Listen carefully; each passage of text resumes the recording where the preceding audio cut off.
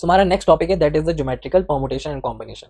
ठीक है, तो इससे सबसे पहले अंडरस्टैंड करने के लिए हम एक क्वेश्चन करते हैं, जहां पे हमें क्या क्वेश्चन में देयर इज अ 12 पॉइंट्स और how many straight line can we draw however from these point from 12 points 5 points are collinear 5 points are collinear। तो इस क्वेश्चन में क्या दिया है हमें कि 12 पॉइंट्स है और बोला है कि 12 पॉइंट जो है उनसे आप कितनी स्ट्रेट लाइन ड्रॉ कर सकते हैं, और जितनी भी स्ट्रेट लाइन ड्रॉ करेंगे उसमें से जो 5 पॉइंट्स है, दीज आर द 5 पॉइंट्स, वो क्या है, कोलिनियर है। तो सबसे पहले कोलिनियर, तो यहाँ पे हम कोलिनियर को एक्सप्लेन कर लेते हैं जिससे कि आपको पता लग जाए, ताकि आपको डिफिकल्टी ना हो। ठीक है, तो कोलिनियर का क्या मतलब है, यहाँ पे मैं लिख भी देता हूँ कि कोलिनियर जो पॉइंट्स होते हैं ना, अगर जब मैं कोलिनियर पॉइंट्स की बात करूँ, स्पेसिफिकली पॉइंट्स की बात करूँ, तो कोलिनियर पॉइंट्स का मतलब है कि that all lie on same straight line. इसका मतलब क्या है कि जितने भी कोलिनियर पॉइंट्स होंगे वो सिर्फ और सिर्फ एक सिंगल स्ट्रेट लाइन में फॉल करेंगे। तो यहाँ पे कितने 5 ऐसे पॉइंट्स है जो कि कोलिनियर है। इसका मतलब क्या है कि 5 पॉइंट जो है एक स्ट्रेट लाइन में फॉल करते हैं, राइट, एक स्ट्रेट लाइन में फॉल करते हैं, तो वो इसका मतलब क्या है, वो कोलिनियर है। तो बेसिकली यहाँ पे क्या बोला है कि 12 पॉइंट से अगर, अच्छा इस क्वेश्चन में और क्या है, इसमें मैं परमुटेशन लगाऊं या कॉम्बिनेशन लगाऊं, ये भी मुझे बताओ। अगर जिसका आपको आंसर परमुटेशन है तो वो रॉन्ग है, इसमें लगेगा हमारा कॉम्बिनेशन। इसके ना बहुत सारे पॉइंट्स है, जैसे कि अगर जो हम कॉम्बिनेशन का इस्तेमाल कर रहे हैं तो क्यों कर रहे हैं, क्योंकि यहाँ पे जो ऑर्डर है वो मैटर नहीं करता। फॉर एग्जाम्पल मैं बोलूँ कि ये 2 पॉइंट है, अब इन 2 पॉइंट के नाम भी दे दिए मैंने, ये 2 पॉइंट है, अब इससे बनने वाला कौन सा स्ट्रेट लाइन है, ये एक स्ट्रेट लाइन है। सिमिलरली ऐसा 2 पॉइंट्स है बी और ए, अब इन दोनों के बीच बनने वाला क्या है, it's also a straight line. तो यहाँ पे हमारा जो मेन मोटिव है ना, यहाँ पे क्या लिखा है कि हाउ मेनी स्ट्रेट लाइंस, ऐसी कितनी स्ट्रेट लाइन बन सकती है, हाउएवर, जो कि यहाँ पे दिया। दूसरा कि कॉम्बिनेशन का इस्तेमाल क्यों किया, कॉम्बिनेशन का इस्तेमाल इसलिए किया क्योंकि हमें ये पता है कि यहाँ पे अरेंजमेंट मैटर नहीं करती, यहाँ पे ऑर्डर मैटर नहीं करता, मैटर क्या करता है कि हमें स्ट्रेट लाइन ड्रॉ करनी है। अगर जब हमें स्ट्रेट लाइन ड्रॉ करनी है तो इसके अरेंजमेंट से हमें कोई लेना देना नहीं है, इसके जो अरेंजमेंट है उससे कोई लेना देना नहीं है, तो हम बोल सकते हैं कि ए बी जो है वो बराबर है बी ए के। तो इस केस में हम कॉम्बिनेशन का इस्तेमाल कर सकते हैं। ठीक है, और ऐसे बहुत सारे पॉइंट्स हैं जिनसे कि आप ये पता लगा सकते हैं कि हमें परमुटेशन लगाना है या कॉम्बिनेशन लगाना है। ठीक है, तो यहाँ पे सिंपल सा है कि भाई स्ट्रेट लाइन है, स्ट्रेट लाइन तो ए बी से भी बनेगी और बी ए से भी बनेगी। इसमें कोई स्पेसिफिकली हमें ऐसा नहीं बोला कि हमें ऐसे कि ए बी भी ढूंढो बी ए भी ढूंढो, स्पेसिफिकली नहीं बोला ना, तो हमें अरेंजमेंट से कोई मतलब देना नहीं है। ठीक है, तो आई कैन राइट अगर जो 12 पॉइंट है तो। अच्छा दूसरा, स्ट्रेट लाइन जो है वो कितने पॉइंट से बनेगी, how many point should be there, तो 2 पॉइंट शुड बी देयर। कोई भी स्ट्रेट लाइन 2 पॉइंट से बनती है, तो ए और बी जो है हमारे मान लो 2 पॉइंट्स है, तो हम क्या बोल सकते हैं कि 12 पॉइंट से हम अब कॉम्बिनेशन लगा रहे हैं, तो 12 पॉइंट से 12 पॉइंट से स्ट्रेट लाइन बन सकती है बाय अ 2 पॉइंट। ठीक है, इतना तो समझ में आ गया कि 12C2 अगर जब मैं निकालूंगा तो मुझे पता लग जाएगा कितनी स्ट्रेट लाइन बनेगी फ्रॉम दीज 12 पॉइंट्स। ठीक है, क्लियर हो गया। लेकिन यहाँ पे क्वेश्चन में क्या था कि 5 पॉइंट जो है वो कोलिनियर है। अब क्या हो रहा है कि देखो ये 12 पॉइंट से तो हमारे क्या बन रहे हैं, जितने भी हमारे स्ट्रेट लाइन बन रही है वो इन 12 पॉइंट से बन रही है, लेकिन इन 12 पॉइंट्स में से जो 5 ऐसे पॉइंट्स है वो क्या है, कोलिनियर है, यानी वो एक स्ट्रेट सिंगल लाइन में फॉल करते हैं। अगर जो वो एक स्ट्रेट सिंगल लाइन में फॉल करते हैं तो क्या वो डिस्टिंक्ट जो हमने यहाँ पे बनाई है कि डिस्टिंक्ट, जैसे ए बी बनाया है वैसे ही हमने क्या बनाया है, बी ए बनाया है, राइट। तो ये हमने क्या बनाया, 2 पॉइंट से बनने वाले स्ट्रेट लाइन है। सिमिलरली हमने ऐसा नहीं बोला कि 1 2 और 3 से बनने वाली जो है वो भी एक स्ट्रेट लाइन है, लेकिन हम किसकी बात करें, सिर्फ और सिर्फ 2 पॉइंट्स की बात करें जिनसे कि एक स्ट्रेट लाइन बन सकती है। लेकिन इसमें हमने अकाउंट कौन कैसे कर दिया, हमने वो 5 पॉइंट भी अकाउंट कर दिए जो कि सारे के सारे एक ही लाइन में फॉल कर रहे थे। तो हमने इसके लिए अलग, इसके लिए अलग, इसके लिए अलग, इसके लिए अलग, इधर 12C2 में हमने निकाल दिया। तो हमें इसे माइनस करना पड़ेगा C2, क्योंकि 5C2 है, राइट, इससे हमने माइनस कर दिया। तो इसका मतलब क्या है, ये 5 कोलिनियर पॉइंट जो फॉल कर रहे थे इसके अंदर हमने वो माइनस कर दिए, अब जो है टोटल आ गए। लेकिन आप ध्यान देने वाली बात क्या है यहाँ पे, कि ध्यान देने वाली बात ये है कि ये जो 5 पॉइंट है ये एक स्ट्रेट लाइन पे फॉल कर रहे हैं, एक स्ट्रेट लाइन पे फॉल कर रहे हैं, यानी एक स्ट्रेट लाइन कहां से आएगी, यहां से आएगी। तो +1 can be return from here, तो हमें इस पूरी इक्वेशन में +1 भी करना पड़ेगा, +1 शुड बी देयर। तो यहाँ पे क्या हो जाएगा 12C2, तो ये कितना हो जाएगा कि अगर जब मैं बोलूँ इस 12C2 कितना होता है, हमने पहले भी निकाल रखा है, तो सिंपली हम क्या बोल सकते हैं 66 माइनस ये कितना हो जाएगा 10 + 1, तो टोटल कितना हो जाएगा, that is 57। 57 will be the answer, this will be the answer.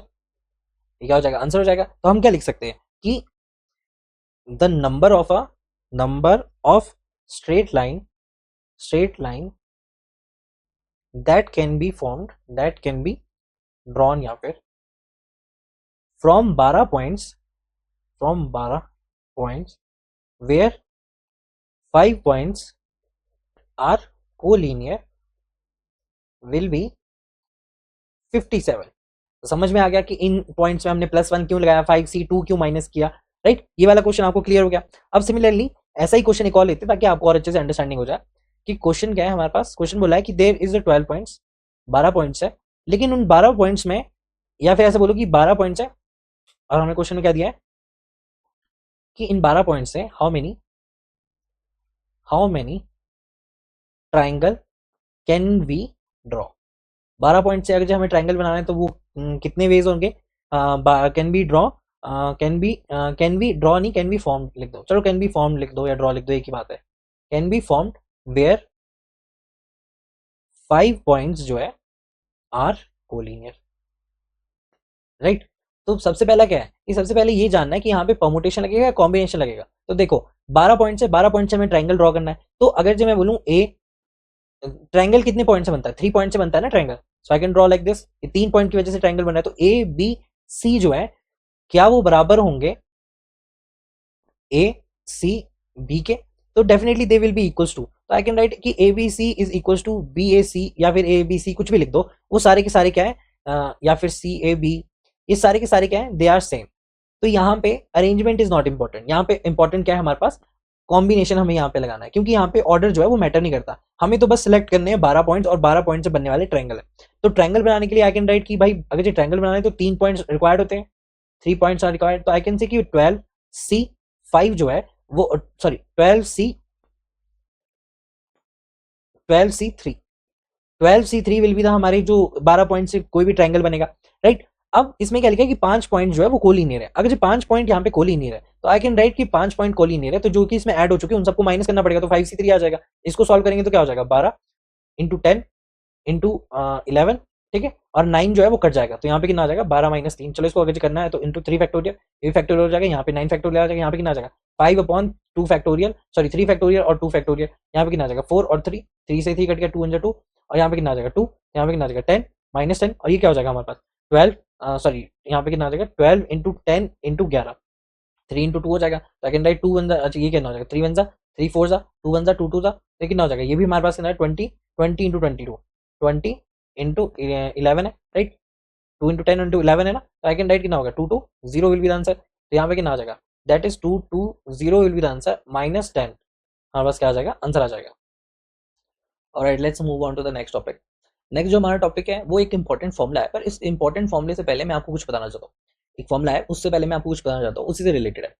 That is the polygons, polygons, that is the polygons. तो पॉलीगॉन बेसिकली क्या होता है, एक बार अच्छे से लिख लूँ फिर बताता हूँ आपको what do you mean by the polygons.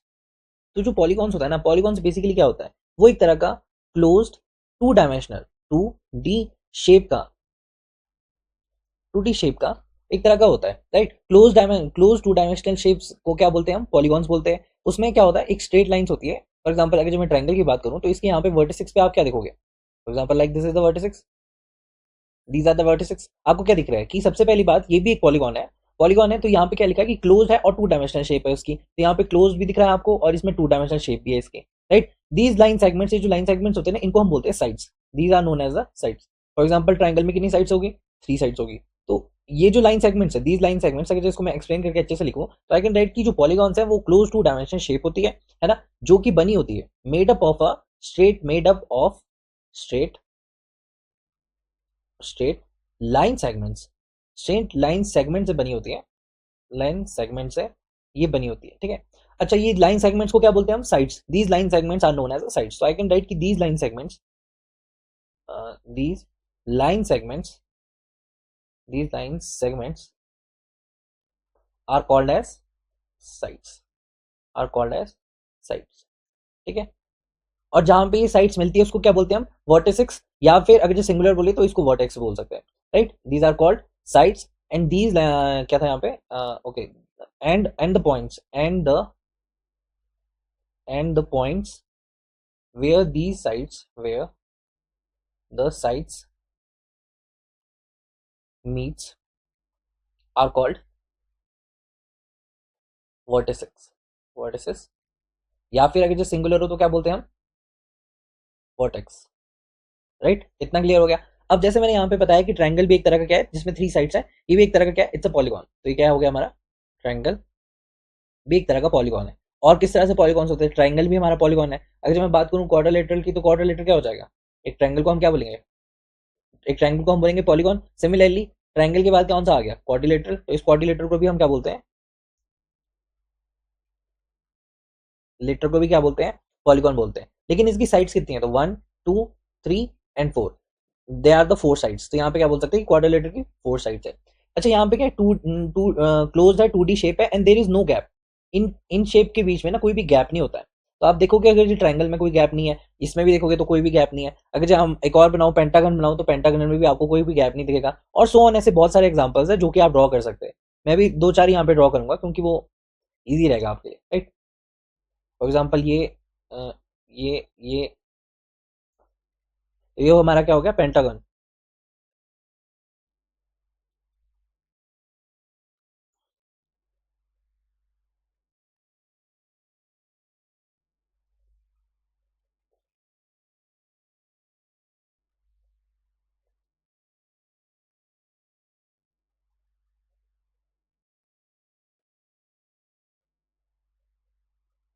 ठीक है, तो इस तरह से पेंटागन होता है, राइट। 1 2 3 4 एंड 5, 5 साइड्स होगी इसकी, 1 2 3 4 एंड 5, तो 5 साइड्स होगी इसकी। ठीक है, वैसे ये अंदरली साइड को होता है, आप इस तरह से ड्रॉ करना, इसको अंदरली साइड को ड्रॉ करना, राइट। यहाँ से मिटा देना, चलो इसको मैं मिटा ही देता हूँ यहाँ से।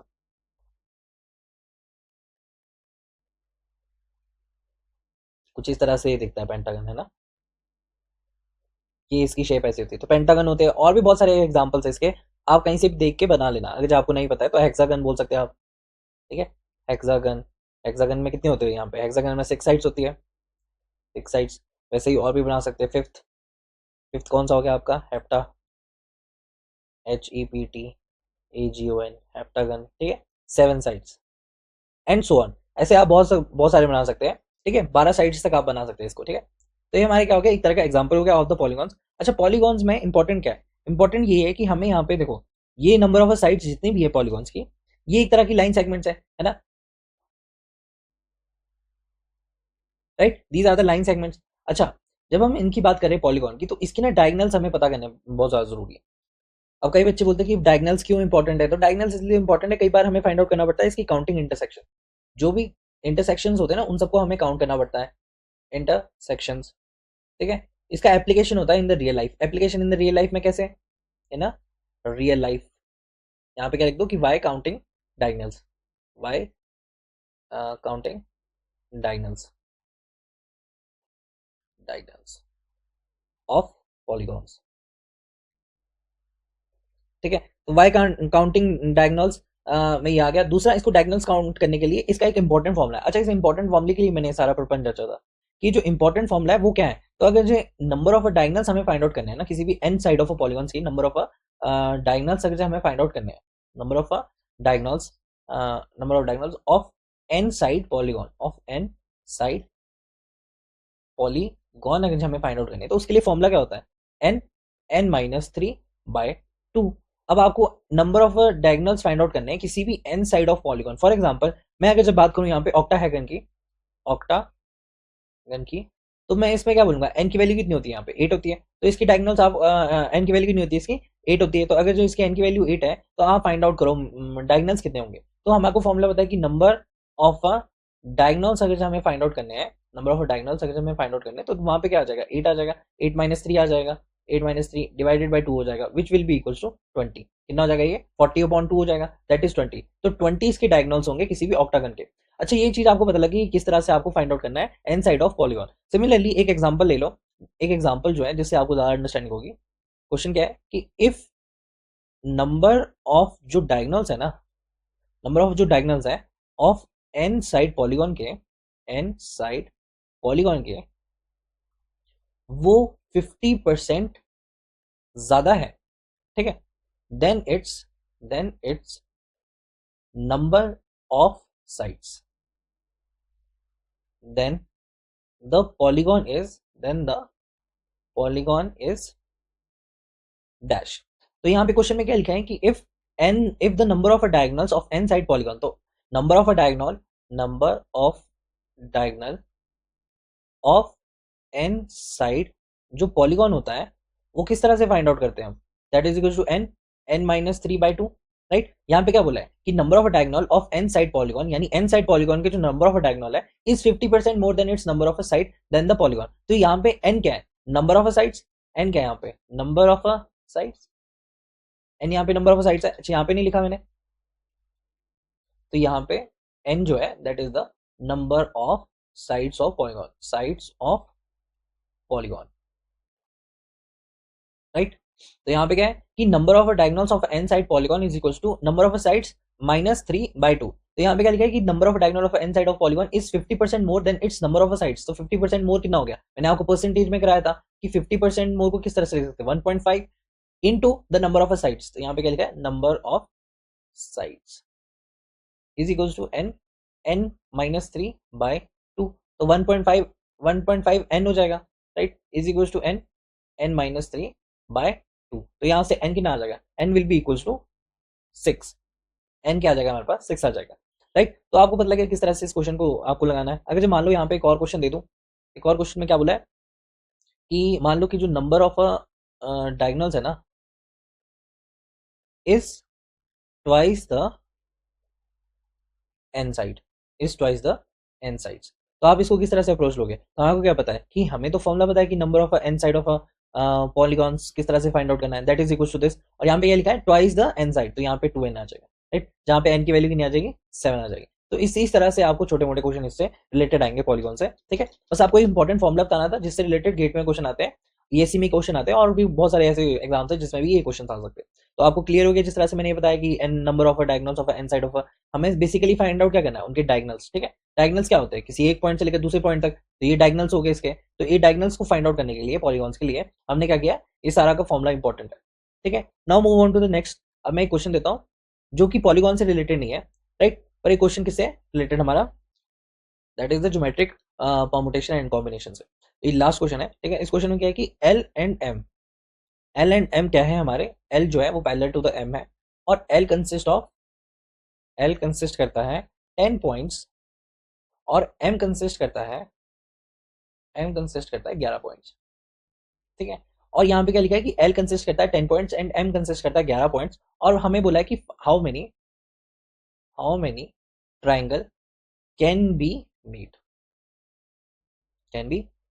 ठीक है। यहाँ पे क्या लिखा है कि L and M, sorry L, चलो ये ठीक है। यहाँ पे क्या लिखा है कि L and M, L is parallel to M and L consist of 10 points, M consist of 11 points and how many triangle can be made. तो इसको किस तरह से आप अप्रोच करोगे, तो यहाँ पे क्या बोला है कि एल और एम एक तरह की स्ट्रेट लाइंस है और वो कंसिस्ट करती है 10 पॉइंट्स, ठीक है, ये क्वेश्चन में लिखा है। तो यहाँ पे लिखा है कि ये एल है, एल एंड एम को ड्रॉ कर लेते हैं, राइट। तो ये एक स्ट्रेट लाइन है, ठीक है, और एक और दूसरी स्ट्रेट लाइन है, दूसरी स्ट्रेट लाइन कौन सी है, एम,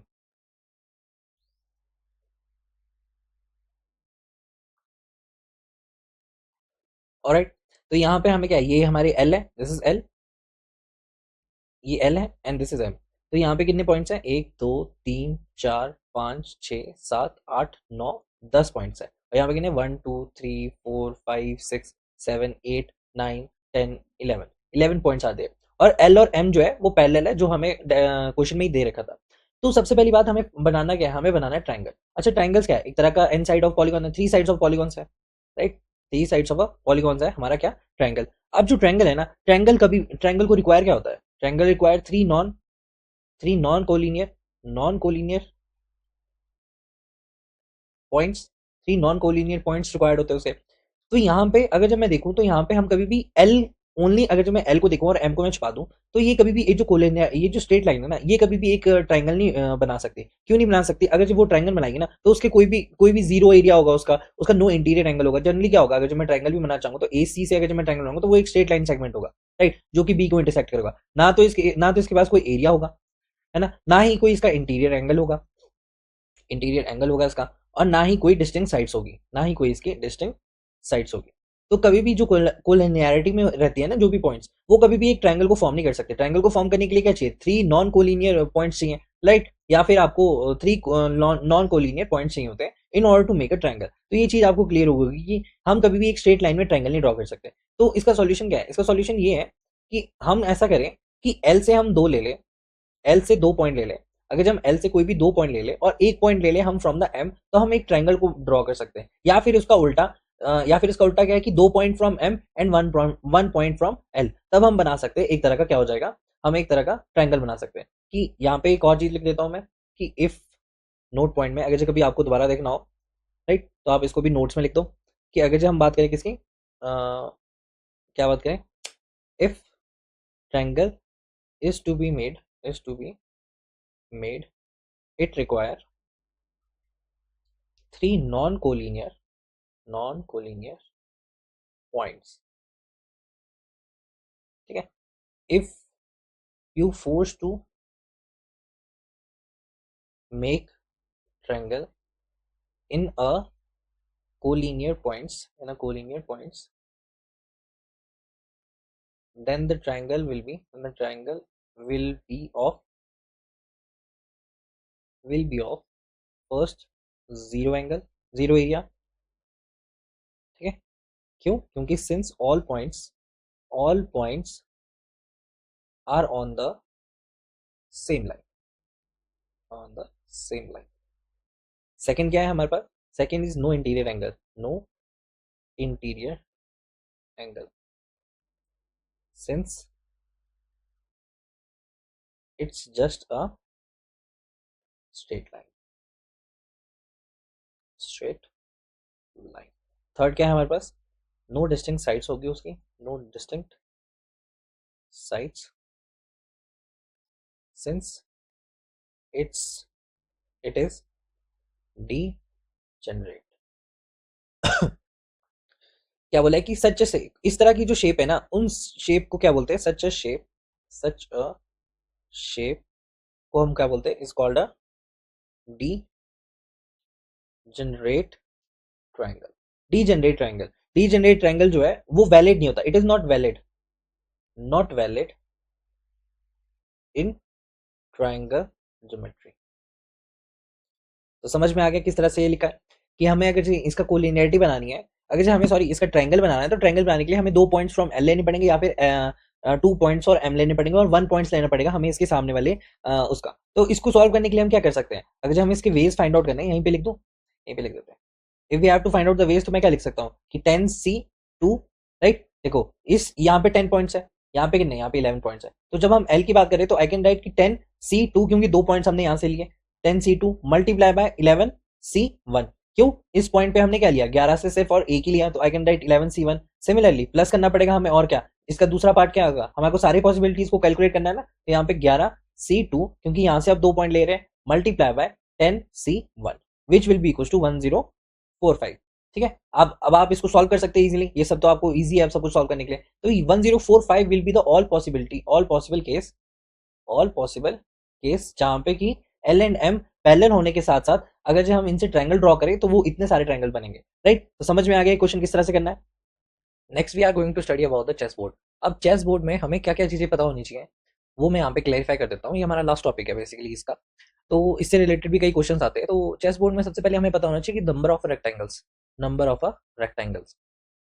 नंबर ऑफ रेक्टेंगल्स कितने हैं हमारे चेस बोर्ड में। तो अगर जो आप ध्यान से देखोगे तो चेस बोर्ड में कितने लाइंस होते हैं, कितनी हॉरिजॉन्टल लाइंस होती है, तो हम यहाँ पे देखेंगे 1 2 3 4 5 6 7 8 एंड 9। तो यहाँ पे हम बोल सकते हैं कि देयर इज अ 9 हॉरिजॉन्टल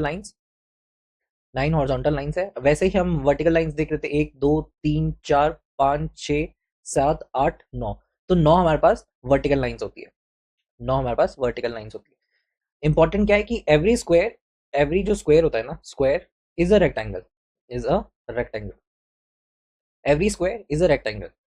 पर स्क्वायर में एक प्रॉपर्टी है, जो भी हमारे रेक्टेंगल है, रेक्टेंगल की क्या प्रॉपर्टी है कि जब भी हम रेक्टेंगल बनाते हैं तो वो 90 डिग्री का एंगल बनाता है उसके वर्टिसेस पे, राइट, 90 डिग्री का एंगल बनाता है। सिमिलरली जो स्क्वायर होता है वो भी सेम प्रॉपर्टी एग्जिबिट करता है, तो यहाँ पे 90 90 90 और 90 का भी ये बनाता है। लेकिन इसकी जो लेंथ होती है that is equal to breadth, लेकिन इसकी लेंथ जो होती है that is not equal to breadth, और हो भी सकती है, ठीक है, और हो भी सकती है। तो यहाँ पे हमने उस तरह से बना दिया, यानी आप ऐसे बोल सकते हैं कि जितने भी स्क्वायर्स होते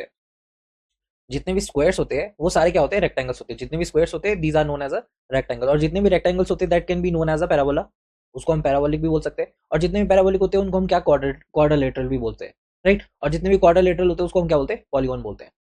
इतना क्लियर हो गया। तो ये चीजें जो है ये इंपॉर्टेंट है to know about the rectangles. अभी क्यों है, क्योंकि अभी मैं बताऊंगा। देखो यहाँ पे अगर हम बात करेंगे चेस बोर्ड की, तो चेस बोर्ड में ग्रिड्स कितने होते हैं, 8 8 क्रॉस 8 का होता है, राइट। यहाँ पे दिख भी रहा होगा आपको 1 2 3 4 5 6 7 8, तो 8 ब्लॉक्स होते हैं, ठीक है, 8 ब्लॉक्स होते हैं, और 8 ही हमारे पास क्या होते हैं, ब्लॉक्स होते हैं। 8 क्रॉस 8 क्रॉस का हमारे पास चेस बोर्ड का ये फंक्शन होता है। अब अगर हम बात करें नंबर ऑफ रेक्टेंगल्स की, यानी चेस बोर्ड में अगर मैं number of rectangles find out करना चाहता हूँ, number of rectangles find out करना चाहता हूँ, तो बेसिकली रेक्टेंगल्स बनता किससे, कोई भी दो डिस्टिंक्ट हॉरिजॉन्टल लाइंस और दो डिस्टिंक्ट वर्टिकल लाइन से हमारा क्या बनता है, एक रेक्टेंगल बनता है। यानी एक ये मैंने डिस्टिंक्ट हॉरिजॉन्टल लाइन ले ली, ठीक है, ये क्या ले ली मैंने, एक डिस्टिंक्ट हॉरिजॉन्टल लाइन, ये एक और डिस्टिंक्ट हॉरिजॉन्टल लाइन ले ली, और एक और अगर जो मैं दो डिस्टिंक्ट हॉरिजॉन्टल लाइन लूंगा, तो जहां पे भी इनका इंटरसेक्शन होगा ना, ये एक बनाएगा रेक्टेंगल को। सिमिलरली अगर जो मुझे ये बनाना है कि नंबर ऑफ रेक्टेंगल कितने हैं चेस बोर्ड में, तो हमें फाइंड आउट क्या करना पड़ेगा, हमें 9c2 क्रॉस 9c2 करना पड़ेगा। यानी यहाँ पे लिख सकता हूं मैं horizontal line c2 multiply by C vertical line C2। तो इस तरह से हम फॉर्म कर सकते हैं कोई भी रेक्टेंगल, और रेक्टेंगल को बताने के लिए किसी चेस बोर्ड में हमें ये करना पड़ेगा 9c2 अगर इसको मैं सॉल्व करूंगा तो मेरे पास आंसर कितना आ जाएगा, that is equal to 36 into 36, right. क्यों, क्योंकि 9 है, 9 6 तो 36 into 36 which will be equal to 1296। यानी किसी भी चेस बोर्ड में कितने रेक्टेंगल्स होंगे, 1296। अगर जो क्वेश्चन में आपको बोले कि चेस बोर्ड का फाइंड आउट करो, और चेस बोर्ड में ये फाइंड आउट करो कि नंबर ऑफ रेक्टेंगल्स, अगर जो बोले कि if find number of rectangles without square, तो आप क्या लिखोगे, आप यहाँ पे 1296 कभी नहीं लिखोगे। क्यों नहीं लिखोगे, क्योंकि मैंने क्या बताया, जो भी रेक्टेंगल्स होते हैं ना, जो भी मैंने बताया कि जो भी स्क्वायर्स होते हैं वो सारे के सारे रेक्टेंगल्स भी होते हैं। तो अगर जब मैं ये बोल रहा हूँ कि 1296 हमारे पास नंबर ऑफ रेक्टेंगल्स है, तो इंक्लूडेड कौन कौन से इसमें स्क्वायर्स वाले भी इंक्लूडेड हो जाएंगे, तो स्क्वायर्स ऑल्सो इंक्लूडेड, तो हमें उन्हें एक्सक्लूड करना पड़ेगा। तो अगर जो उन्हें एक्सक्लूड करना पड़ेगा तो हमें क्या करना पड़ेगा, सबसे पहले हमें स्क्वायर्स फाइंड आउट करने पड़ेंगे। तो अगर जो हम चेस बोर्ड में स्क्वायर्स फाइंड आउट करना चाहे, तो number of squares in a chess board अगर जो हमें फाइंड आउट करने हैं, तो सबसे पहले इसका जो फॉर्मुला होता है वो देख लो। इसका फॉर्मुला होता है लाइक जो हमने बोला, summation of N square is equals to N plus 1 2n plus 1 by 6। तो ये हमारा क्या है, फॉर्मुला है in order to find the squares in the chess board. तो इसको फाइंड आउट करने के लिए सबसे पहले n पता होना चाहिए। तो n कितना है हमारे पास, 8 है, तो आई कैन राइट यहाँ पे 8, तो 8 प्लस 9 प्लस कितना हो जाएगा 8 into 2 plus 1 by 6 which will be equals to 204।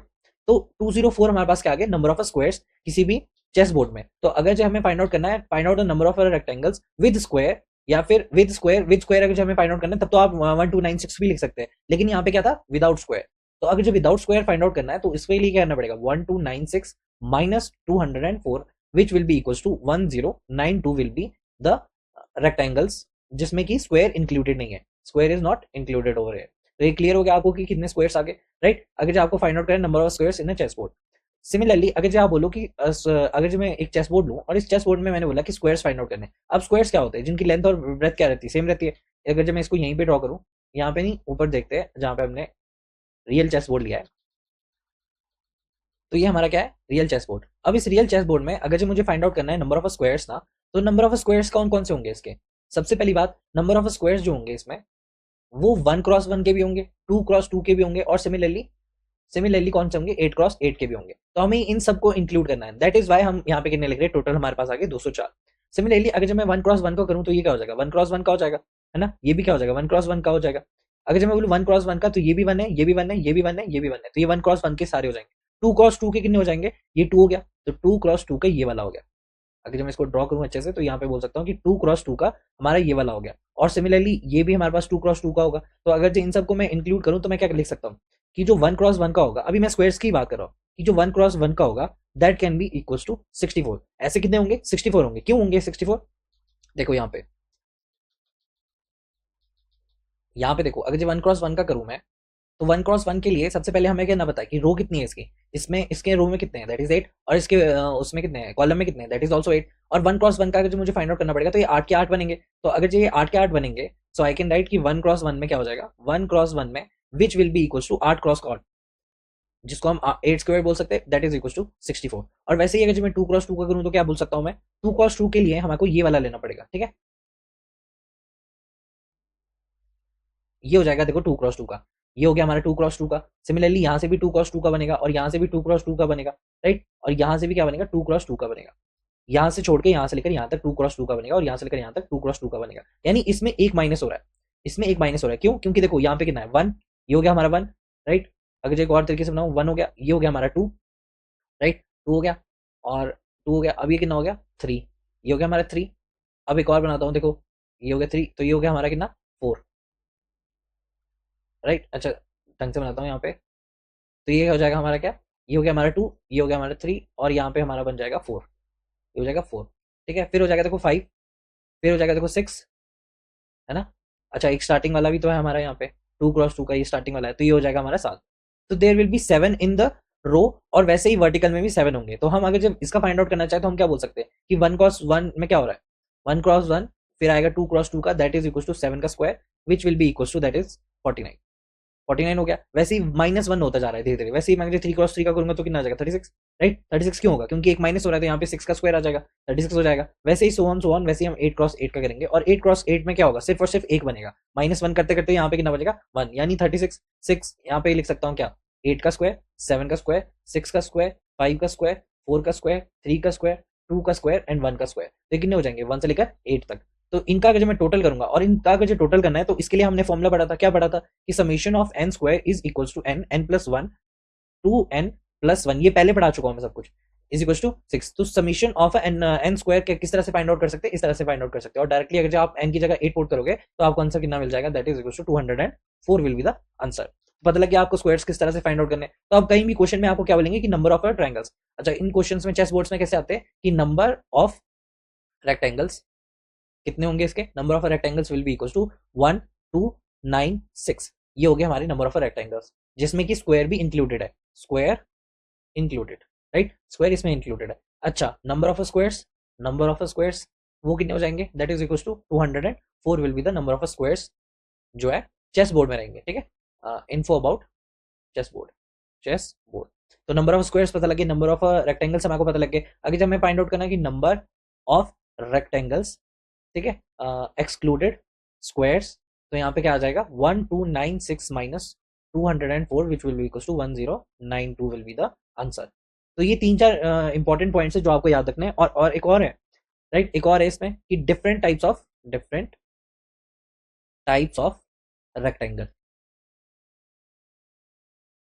तो डिफरेंट टाइप्स ऑफ रेक्टेंगल कौन कौन से हो जाएंगे, डिफरेंट टाइप्स ऑफ रेक्टेंगल को फाइंड आउट करने के लिए हमारे पास होता है summation n is equal to n plus 1 into n by 2। अच्छा यहाँ पे अगर से मैं n की वैल्यू डाल दूं, n की वैल्यू कितनी आ जाएगी 8 आ जाएगी, तो हमारे पास पता लग जाएगा कि कितने डिफरेंट टाइप्स ऑफ रेक्टेंगल है। That will be equal to कितने होते हैं 36 टाइप्स ऑफ रेक्टेंगल हमारे पास चेस बोर्ड में होते हैं। वो कैसे हो गए, फॉर एग्जाम्पल 1x1 का होगा, फिर कौन सा हो जाएगा 1x2 का हो जाएगा, फिर आएगा 1x3 का, फिर आएगा 1x4 का, और so on up to 1x8 का, राइट। ये कौन सा हो गया फर्स्ट टाइप, ठीक है, फर्स्ट टाइप नहीं sorry it's a type, A type का हो जाएगा हमारा, 8 है ना, ये 8 इन नंबर है, तो 8 इन नंबर मीन्स उसे कि वो 8 टाइप के हो जाएंगे, ठीक है। अब सिमिलरली जब मैं टू यहाँ पे लिखूंगा 2x1 का, राइट, या फिर 2x2 का, या फिर 2x3 का, या फिर 2x4 का, और so on up to 2x8 का, राइट। तो ये कितने हो जाएंगे हमारे, ये हमारे कौन से हो जाएंगे 8 हो जाएंगे। लेकिन यहाँ पे हमें क्या ध्यान देना है कि 1x2 और 2x1 जो है वो सेम है, दैट इज इक्वल टू, वो दोनों क्या है बराबर है। सो हम दोनों बार बार नहीं हम इसको दोबारा रीराइट लिख सकते हैं, तो हम क्या करेंगे यहाँ पे हम इसे हटा देंगे, हम इस वाले को यहाँ से हटा देंगे, राइट। आप अगर जो लिखना चाहो तो इस तरह से लिखना और इस पे क्रॉस लगा देना कि ये वाला दोबारा से रिपीट हो रहा है, इस वजह से हमने यहाँ पे क्या कर दिया एक माइनस कर दिया। तो हर एक टाइप पे क्या हो रहा है एक माइनस हो रहा है, तो यहाँ पे 7 टाइप आ जाएगा, राइट। सिमिलरली अगर जब मैं और भी आगे आगे जाऊँ तो यहाँ पे कितना आ जाएगा 8x8 का आ जाएगा, और यहाँ पे 8x8 का हो जाएगा, और यहाँ पे कितना हो जाएगा 8x8 का। तो ये कितना हो जाएगा 7 हो गया, 6 टाइप हो जाएगा, राइट, फिर 5 टाइप हो जाएगा, सिमिलरली 4 टाइप हो जाएगा, 3 टाइप, 2 टाइप, और फिर लास्ट में 1 टाइप। तो इन सबको अगर टोटल करूंगा तो इन सबका N number of natural numbers का टोटल किस तरह से निकाला जाता है, फॉर्मूले से निकाला जाता है। और वो फॉर्मूला क्या होता है, that is summation of N that is equal to N N plus 1 by 2। तो अगर जो एन को आप डायरेक्टली 8 पुट करोगे यहाँ पे put N is equal to 8, तो यहाँ पे आंसर क्या आ जाएगा summation of N is equal to 36। तो आपको क्वेश्चन में क्या क्या दिया जाएगा, क्या क्या पूछा जा सकता है, दैट इज की 36 टाइप के हमारे क्या हो सकते हैं, डिफरेंट टाइप्स ऑफ रेक्टेंगल बन सकते हैं, ठीक है। नंबर ऑफ रेक्टेंगल्स या फिर नंबर ऑफ स्क्वायर्स या नंबर ऑफ रेक्टेंगल्स किस तरह से आपको फाइंड आउट करना है, ये आपको यहाँ पे मैंने लिख दिया। और यही पूछा जाता है ज्यादा से ज्यादा चेस में, और इससे ज्यादा कोई क्वेश्चन पूछे नहीं गए, वैसे रेयरली आते हैं चेस बोर्ड से, पर स्टिल आपको इसलिए करा दी क्योंकि और पीएसयूज या फिर और कोई एग्जाम्स होते हैं उसमें ये क्वेश्चन आ सकते हैं आपको, राइट, क्लियर हो गया आपको ये सब। Next topic is discovery. Discovery को पढ़ने के लिए हम एग्जांपल का लेते हैं। 10 आइडेंटिकल बॉल्स है, 10 आइडेंटिकल बॉल्स है, are to be distributed among three friends among three friends in how many ways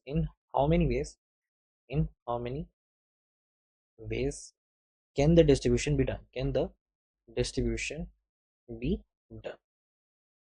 right, ये हमारे पास क्वेश्चन है। क्वेश्चन में क्या लिखा है कि 10 आइडेंटिकल बॉल्स है। Identical balls means to say कि एग्जैक्टली द सेम, ठीक है, एग्जैक्टली सेम बॉल्स हैं। अगर जो टेनिस बॉल है तो वो टेनिस बॉल है सारी की सारी, फुटबॉल है तो वो सारी की सारी फुटबॉल है। तो यहाँ पे क्वेश्चन में क्या लिखा है कि 10 ऐसी आइडेंटिकल बॉल्स हमारे पास हैं और इसको डिस्ट्रीब्यूट करना है अमंग द थ्री फ्रेंड्स, 3 लोगों में डिस्ट्रीब्यूट करना है। In how many ways can the distribution be done? अच्छा, इन क्वेश्चन को करने के लिए ना आपको एक फॉर्मुला पता होना चाहिए। कि एक फॉर्मुला कौन सा है? That is the formula of stars and bars. Stars and bars का एक मेथड है, इस मेथड से निकलता है एक फॉर्मुला, ठीक है। ऐसे इस क्वेश्चन को करने के लिए ना, जैसे आइडेंटिकल बॉल्स है तो इन क्वेश्चन को करने के लिए वैसे 4-5 मेथड है, ठीक है, पर वो हायर एडवांस स्टडी में हो जाते हैं हमारे, अगर जो हमें पढ़ना भी है वो। और ये मेथड जो है, 4 मेथड जो है सारे के सारे, वो सारे एडवांस स्टडीज में होते हैं। फॉर एग्जाम्पल GRE में, ठीक है, ग्रेजुएट रिकॉर्ड एग्जाम्स में, या फिर GMAT में, ऐसे ऐसे बड़े बड़े एग्जाम्स होते हैं, उसमें आपका ये सारे मेथड्स इस्तेमाल होते हैं। लेकिन हमारे में इतना जरूरी नहीं है, तो हम सिर्फ और सिर्फ स्टार और बार्स का मेथड करेंगे। यानी अब कितने बच गए? 3 बच गए, ठीक है। तो स्टार एंड बार्स मेथड क्या बोलता है कि अगर ये फॉर्मुला आपको पता है ना, तो आप इस क्वेश्चन को इजीली टैकल कर सकते हो। फॉर्मुला क्या है? That is n minus R plus 1, n minus, sorry उल्टा हो जाएगा यहाँ पे, that is n plus R minus 1 C R minus 1। ये क्या है? हमारा एक फॉर्मुला है, ताकि हम किसको, ये फॉर्मुला वैलिड ही कब है? ये वैलिड है जब हमारे पास आइडेंटिकल ऑब्जेक्ट्स हो, आइडेंटिकल ऑब्जेक्ट्स हो, है ना, and whole number solution, and whole number solution, ठीक है। तो ये फॉर्मूला है, ठीक है। फॉर एग्जांपल यहाँ पे n क्या है? n है यहाँ पे number of identical objects, number of identical objects, और r क्या है यहाँ पे? Number of people, number of a people, right. तो यहाँ पे मैंने क्या लिखा है कि ये वैलिड है आइडेंटिकल ऑब्जेक्ट्स, यानी एक्जैक्टली जो सेम ऑब्जेक्ट्स होते हैं ना, उसी के लिए ये वाला फॉर्मुला हमारा वैलिड होता है स्टार एंड बार्स का। और दूसरा क्या है कि होल नंबर सॉल्यूशन। अच्छा, ये होल नंबर सॉल्यूशन का क्या मतलब है? देखो क्या होता है ना कि इन परमुटेशन एंड कॉम्बिनेशन की जो लैंग्वेज है, परमुटेशन एंड कॉम्बिनेशन की लैंग्वेज है, उस लैंग्वेज में क्या है कि जैसे कि यहाँ पे लिखा है कि 10 आइडेंटिकल जो 10 आइडेंटिकल बॉल्स है, that has to be divided into 3 friends. तो ये परमुटेशन और कॉम्बिनेशन की लैंग्वेज में हम इसको हर 10 आइडेंटिकल बॉल्स जो है वो 3 फ्रेंड्स को हम दे रहे हैं इस क्वेश्चन में जिस तरह से। तो ये परमुटेशन और कॉम्बिनेशन की लैंग्वेज होती है, राइट। पर इन अलजेब्रा में ना, इन अलजेब्रा में या फिर इन अलजेब्रा में जो लैंग्वेज होती है ना, उसमें हम लिखते हैं कि द होल नंबर सॉल्यूशन, ठीक है। इसमें क्या लिखते हैं कि हम whole number solution. What do you mean by whole number solution? यानी नॉन नेगेटिव इंटीजर्स। इसका क्या मतलब है नॉन नेगेटिव या फिर होल नंबर सॉल्यूशन? इसका ये मतलब है कि अगर जो हमारे को 10 आइडेंटिकल बॉल्स जो है वो 3 फ्रेंड्स को देनी है, तो यहाँ पे क्या है कि हमें देनी ही पड़ेगी वो 3 में से। लेकिन होल नंबर सॉल्यूशन में क्या होता है कि हम किसी भी 1, 2 या 3, इन 3 फ्रेंड्स में से किसी एक को भी हम ना 0, या फिर इसको भी 0, या फिर इसको भी 0, इन सब में से या फिर 1-2 को हम क्या कर सकते हैं, 0 बॉल्स भी दे सकते हैं। तो यहाँ पे क्या लिख सकते हैं? That means we are free to give any number of balls, और एनी नंबर ऑफ बॉल्स में क्या हो जाएगा? या तो मैं इसको 0 भी दे सकता हूँ, 1 भी दे सकता हूँ, 2 भी दे सकता हूँ, या फिर 3 में, या फिर मैं 10 की 10 इसको भी दे सकता हूँ। तो इसका whole number solution means to say कि किसी एक पीपल को आप कितने भी नंबर ऑफ आप फ्री हो, मतलब आप दे सकते हो कोई भी नंबर ऑफ बॉल्स आप उसको दे सकते हो। That is by any balls to anybody बोल सकते हैं, है ना, एनीबडी। तो इसका क्या मतलब है होल नंबर सॉल्यूशन का? इन शॉर्ट अगर मैं बताऊं, इन शॉर्ट मतलब है, इन शॉर्ट ये है कि 0 number of balls are allowed. I can say कि 0 बॉल्स आर अलाउडेड। तो आपको पता लगा किस तरह से कि अगर जब मैं होल नंबर सॉल्यूशन बोलूंगा तो इसका मतलब क्या है कि वो सॉल्यूशन जहां पे आप किसी भी फ्रेंड्स को कितने भी नंबर ऑफ बॉल्स दे सकते हो, ठीक है। तो ये हमारा क्या हो गया, होल नंबर सॉल्यूशन को क्लियरिफाई हो गया कि ये हमारा होल नंबर सॉल्यूशन के लिए ये वाला फॉर्मूला किसके लिए? जब आप नंबर ऑफ पीपल्स को कोई भी नंबर ऑफ आप फ्री हो, मतलब 0 बॉल्स भी दे सकते हो आप, ठीक है, तभी हम इसको इस्तेमाल करेंगे, अदरवाइज हम इसका इस्तेमाल नहीं करेंगे। और आइडेंटिकल ऑब्जेक्ट्स भी है। तो इंपॉर्टेंट क्या है यहाँ पे फॉर्मूले के साथ लिखना कि 0 बॉल्स जो है व्हेन अलाउडेड, व्हेन अलाउडेड, तभी हम क्या करेंगे, इस फॉर्मूले का इस्तेमाल करेंगे, राइट। तो ये क्लियर हो गया। अगर जी यहाँ पे हमने बोला था कि 10 आइडेंटिकल बॉल्स है, अच्छा इस फॉर्मूले का इस्तेमाल करते हैं। हमने क्या बोला था कि 10 आइडेंटिकल बॉल्स है हमारे पास और ये डिस्ट्रीब्यूट करनी है 3 फ्रेंड्स में, 3 फ्रेंड्स में। तो हमने फॉर्मूला क्या बोला था कि अगर जो फॉर्मूला क्या है, that is n plus R minus 1 C N minus R, ये फॉर्मूला था। तो यहाँ पे n क्या था, n था आइडेंटिकल ऑब्जेक्ट्स। तो यहाँ पे आइडेंटिकल ऑब्जेक्ट्स कौन से, 10 है, और r कितने, पीपल्स, पीपल कितने, 3 फ्रेंड्स है ना, तो फ्री उनमें बांटना है। तो हम किस तरह से कर सकते हैं कि 10 plus 7 minus 1, sorry 3, 3 that is C 3 minus 1, तो ये हो जाएगा। तो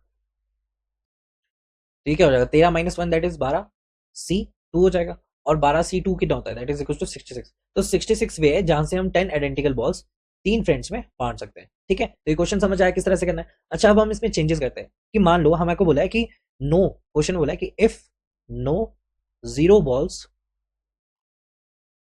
इज नॉट अलाउडेड, ठीक है। तो जब क्वेश्चन में हमें क्या बोला, सेम क्वेश्चन है, और सेम क्वेश्चन में क्या बोला कि when no 0 balls is not allowed, किसी को भी आप 0 बॉल्स नहीं दे सकते। तो इसका मतलब क्या है, एटलीस्ट एक, तो इसका मतलब ही क्या होगा, मींस एटलीस्ट एक बॉल तो हम सबको देनी पड़ेगी, at least 1 ball is necessary, is necessary, is necessary to give, to be given, ठीक है।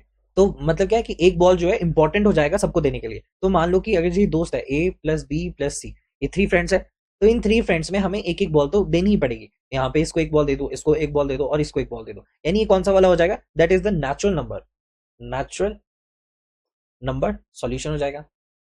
नेचुरल नंबर सॉल्यूशन का क्या मतलब है कि यहाँ पे हमेशा पॉजिटिव इंटीजर्स रहेंगे, पॉजिटिव इंटीजर्स का सॉल्यूशन रह जाएगा। क्यों, क्यों रह जाएगा पॉजिटिव इंटीजर का सॉल्यूशन, क्योंकि हमने कभी भी इसको यहाँ पे क्वेश्चन में कंडीशन ही क्या है कि 0 बॉल्स इज नॉट अलाउड। तो हम क्या लिख सकते हैं, 0 बॉल्स अगर अलाउड नहीं है तो इसका मतलब हमको एक एक देनी पड़ेगी, राइट। तो इस तरह से हम इस क्वेश्चन को कर सकते हैं। अगर 1 बॉल हमने सबको दे दी, तो अब रिमेनिंग कितनी है, 7 बॉल्स रिमेनिंग है, क्योंकि सबको तो हमने दे दी। अगर 7 बॉल्स रिमेनिंग है तो आई कैन से कि ए प्लस बी प्लस सी में 7 बॉल्स डिस्ट्रीब्यूट करनी है। अगर ये 7 बॉल डिस्ट्रीब्यूट करनी है, जैसे पहले क्या था कि A plus B plus C is equal to 10, ये था ना हमारे पास क्वेश्चन में कि ए प्लस बी सी में हमें 10 आइडेंटिकल बॉल्स देनी है, राइट। तो मैंने बोला कि अगर जो क्वेश्चन में ये लिखा है कि वन बॉल जो है ईच को देना इंपॉर्टेंट है, तो मैंने बोला कि चलो 1 बॉल अगर मैं इसको दे दूं, 1 बॉल में इसको दे दूं, 1 बॉल में इसको दे दूं, तो मेरे पास रिमेनिंग कितनी रहेगी, 7 रहेगी, राइट। आप इसको, इस क्वेश्चन को मैं बता रहा हूँ आपको किस तरह से आप एक फॉर्मुले के साथ इस क्वेश्चन को लगा सकते हो, ठीक है। तो आपको क्या पता लग गया कि अब 7 बॉल्स रिमेनिंग है। तो अगर जो 7 बॉल्स रिमेनिंग है, लेकिन इस वाले केस के लिए, ऊपर वाले केस के लिए क्या था, कंडीशन थी कि भाई आपको जब 10 आइडेंटिकल बॉल्स गिवन करनी पड़ेगी तो उसके लिए आपको हर एक को एक एक देनी पड़ेगी। लेकिन अब कौन सी, अब कंडीशन उसमें खत्म हो चुकी है। क्यों, क्योंकि यहाँ पे 10 नहीं, यहाँ पे 7 आइडेंटिकल बॉल्स है। अगर जो मुझे 7 आइडेंटिकल बॉल्स इन तीनों में बांटनी है, तो इस पूरे सॉल्यूशन को मैं होल नंबर सॉल्यूशन में भी कन्वर्ट कर सकता हूँ, होल नंबर ऑफ सॉल्यूशन। अब कई बच्चे बोलेंगे इसका क्या मतलब है, इसका मतलब ये है बच्चों कि होल नंबर सॉल्यूशन में मतलब कि हम किसी को भी, we are free to give, we are free to give 0 balls. अब आप क्या कर सकते हो, 0 बॉल्स इसमें दे सकते हो। तो आप लोगों के बीच में कंफ्यूजन होगा कि सर पहले इस क्वेश्चन में 10 आइडेंटिकल बॉल्स थी, फिर आपने 7 कर दी, और फिर बोला कि अब यहाँ पे आप होल नंबर सॉल्यूशन लगा सकते हो। क्यों बोल रहा हूं मैं, क्योंकि देखो जब भी आप फॉर्मुले से करोगे ना तो चीजें आपको ज्यादा इजी हो जाएगी। अगर जब मैं बोलूँ कि ये 10 है 7 है और मैं यहाँ से इजिली आपको निकाल लूँ, तो वो तो बहुत अच्छी बात है ना। तो यहाँ पे वैसे ही किया मैंने कि अगर जो मैं इस पूरे सॉल्यूशन को, जैसे 10 था, ए प्लस बी प्लस सी का जो कितना था 10 था, इसको मैंने चेंज कर दिया किसमें, होल नंबर सॉल्यूशन में, यानी नेचुरल नेचुरल नंबर ऑफ जो सॉल्यूशन है उसको मैंने कन्वर्ट कर दिया इसमें होल नंबर ऑफ सॉल्यूशन में। तो A plus B plus C is equal to 7, यानी यहाँ पे क्या है, 7 बॉल्स जो है वो 3 फ्रेंड्स को बांटनी है। तो अगर ये 3 फ्रेंड्स को बांटनी है तो इसके लिए मैं क्या कर सकता हूँ, मैं यहाँ पे मैं फ्री हूँ कि मैं 0 बॉल्स भी दे सकता हूँ, क्योंकि कंडीशन सिर्फ और सिर्फ 10 के लिए और 7 के लिए नहीं है। तो यहाँ पे अगर मैं फॉर्मुला लगाऊँ तो यहाँ पे क्या हो जाएगा कि 7 आइडेंटिकल बॉल्स हो गए, सॉरी 7 आइडेंटिकल ऑब्जेक्ट्स हो गए, और कितने नंबर ऑफ फ्रेंड्स है, 3 नंबर ऑफ फ्रेंड्स है, 3 नंबर ऑफ फ्रेंड्स है। तो फिर इसमें अगर मैं फॉर्मुला लगाऊं तो क्या हो जाएगा, 7 minus 3, 7 plus 3 minus C, I can write क्या हो जाएगा 7 माइनस 3। तो आप इस तरह से लगा सकते हैं, which will be equal to कितना हो जाएगा 10 9, 9 C 2, which will be equal to 9 into 8 upon कितना हो जाएगा 2 हो जाएगा, 2 से कट जाएगा 4, यहाँ पे कितना हो जाएगा 36। तो 36 विल बी द आंसर। अब कई बच्चे बोलेंगे कि सर एक बॉल देना तो जरूरी था, लेकिन आपने तो यहाँ पे 0 बॉल दी थी।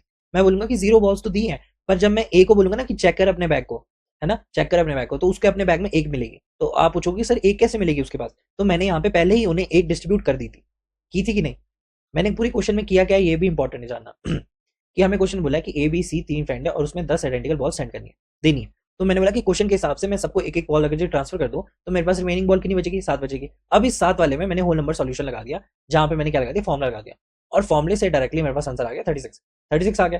तो कई बच्चे बोलेंगे कि सर आपने दूसरी टाइम पे, जब दूसरे टाइम पे हम बात करेंगे a प्लस बी प्लस सी, आपने मान लो कि a को 0 दी और इन दोनों को आपने कोई कोई वैल्यू दी थी और ये 7 बन गई, तो आपने बोला कि a को तो आपने 0 बॉल दिया है, लेकिन कंडीशन क्या थी कि 1 बॉल ईच जो है सबको देनी है, यानी 0 बॉल्स नहीं होनी चाहिए किसी के पास भी। पर यहाँ पे तो 0 बॉल्स आ रही है, लेकिन मैं बोलूंगा कि a को चेक कर जरा अपने बैग को, अगर वो अपने बैग को चेक करेगा तो एक एक बॉल जो है वो मैंने पहले ही दे दी है। तो इस कंडीशन में क्या हो रहा है, मैं पार्ट बाय पार्ट को इसको सॉल्यूट कर रहा हूँ ताकि आंसर मेरे पास आ जाए। इजी है, फॉर्मुला लगाना है सिंपली और आपको आंसर मिल जाएगा। अब इससे एक एग्जांपल करते हैं जो कि आपको और अच्छे से अंडरस्टैंडिंग करेगा। मान लो कि क्या है कि 15 आइडेंटिकल बॉल्स है ना, और वो डिस्ट्रीब्यूट करनी है among the 4 friends, that is A B C and D. ठीक है, अब यहां पे क्या है कि in how many ways can the distribution be done. ठीक है, अगर जो कंडीशन है, इफ कंडीशन इज कि ए को एटलीस्ट कम से कम 3 बॉल देनी है, बी को एटलीस्ट 2 बॉल देनी है, एंड सी को एटलीस्ट 1 बॉल तो उसके पास होनी ही चाहिए। तो ये हमारी कंडीशन है। तो आप अगर आपको एक क्वेश्चन समझ आ गया तो इसको डायरेक्टली आप खुद भी पॉज करके सॉल्व करो। अगर नहीं पता चल रहा है तो मैं बताता हूँ कि सबसे पहली बात यहाँ पे क्या है, सॉल्यूशन।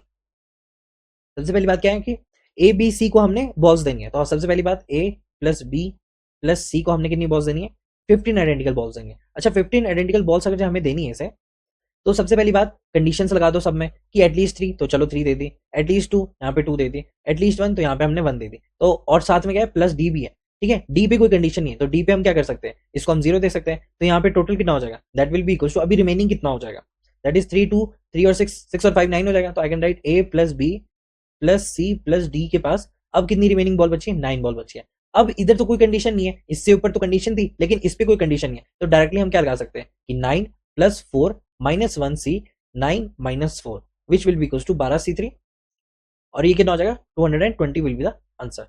देखो कितना इजी है, इतनी कंडीशंस लगाने के बाद आप डायरेक्टली इसमें आंसर में पहुंच सकते हो, बस जस्ट एक नेचुरल नंबर को कन्वर्ट करके इन अ होल नंबर। समझ में आया, क्योंकि यहाँ पे तो 0 बॉल्स गिवन दे सकते हैं हम, तो अगर जब हम 0 बॉल्स दे सकते हैं तो हमारे को क्या पता है कि आइडेंटिकल बॉल्स भी हमारे पास वैलिड हो जाएगा, और हमारे पास 0 बॉल्स गिवन दें तो होल नंबर सॉल्यूशन भी हमारे पास वैलिड हो जाएगा। अगर ये दोनों वैलिड हो गए तो हम क्या लगा सकते हैं, फॉर्मुला लगा सकते हैं, और इस फॉर्मुले से डायरेक्टली हम किस पे पहुंच सकते हैं, आंसर में पहुंच सकते हैं। तो ईजी है, इसमें कोई टफ तो है भी नहीं, है ना, ये ईजी है, बस एक फॉर्मुले से आपको डायरेक्टली आप इसको सॉल्व कर सकते हो। Right, let's move on to the next question. तो ये हमारे पास क्वेश्चन है, इस क्वेश्चन में क्या है कि a grid how many shortest route from R from A to B. तो ए टू बी तो आपको दिख रहा है यहाँ से, लेकिन ए से लेकर बी तक जाने के लिए ऐसे कितने शॉर्टेस्ट रूट है ताकि हम बी तक पहुंच सके फ्रॉम ए। तो क्वेश्चन क्या है, अ ग्रिड। अच्छा, ग्रिड का तो मतलब आपको पता ही है कि ग्रिड क्या होता है, एक स्ट्रक्चर लेआउट होता है जिसमें हॉरिजॉन्टल और वर्टिकल लाइंस होती है जो इंटरसेक्ट ईच अदर ताकि वो फॉर्म कर सके स्क्वायर या फिर रेक्टेंगल। इसको हम क्या बोलते हैं, एज अ ग्रिड। ठीक है, बहुत ज्यादा यूज होता है, बहुत सारी फील्ड्स में होता है, किसी भी रिप्रेजेंटेशन में होता है या फिर ऑर्गेनाइजेशन में इसको ग्रिड का इस्तेमाल किया जाता है।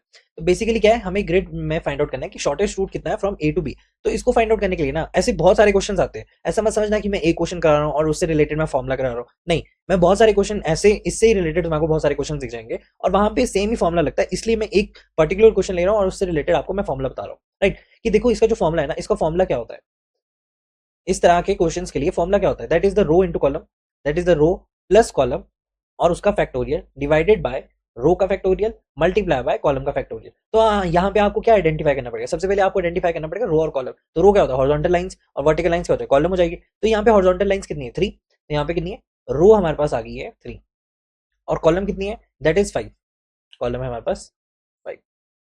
राइट, 1 2 3 1 2 3 4 और 5। तो यहाँ पे बोला है कि देखो ए से लेकर अगर बी तक जाना पड़े ना, तो सबसे पहले हमारे पास कौन सा है, 5 × 3 का है, तो यहाँ पे उसको 8 यूनिट चलना पड़ेगा। क्यों चलना पड़ेगा, अब ध्यान से देखो कि हर बार उसे 8 यूनिट चलना पड़ेगा, कि मान लो ये यहाँ से चला, फिर यहाँ को आया, यहाँ से चला यहाँ को आया, यहाँ से यहाँ को आया, और यहाँ से बी को पहुंच गया। ठीक है, तो ये कितने हो गया, 1 2 3, तो 3 हॉरिजॉन्टल है, वर्टिकल कितने, 1 2 3, सॉरी हॉरिजॉन्टल कितने हो जाएंगे हमारे पास, 1 2 3 4 एंड 5। तो हमारे पास 3 क्या हो गया, हमारे पास 3 हो गए वर्टिकल्स, और हमारे पास 5 हो गया क्या, हॉरिजॉन्टल।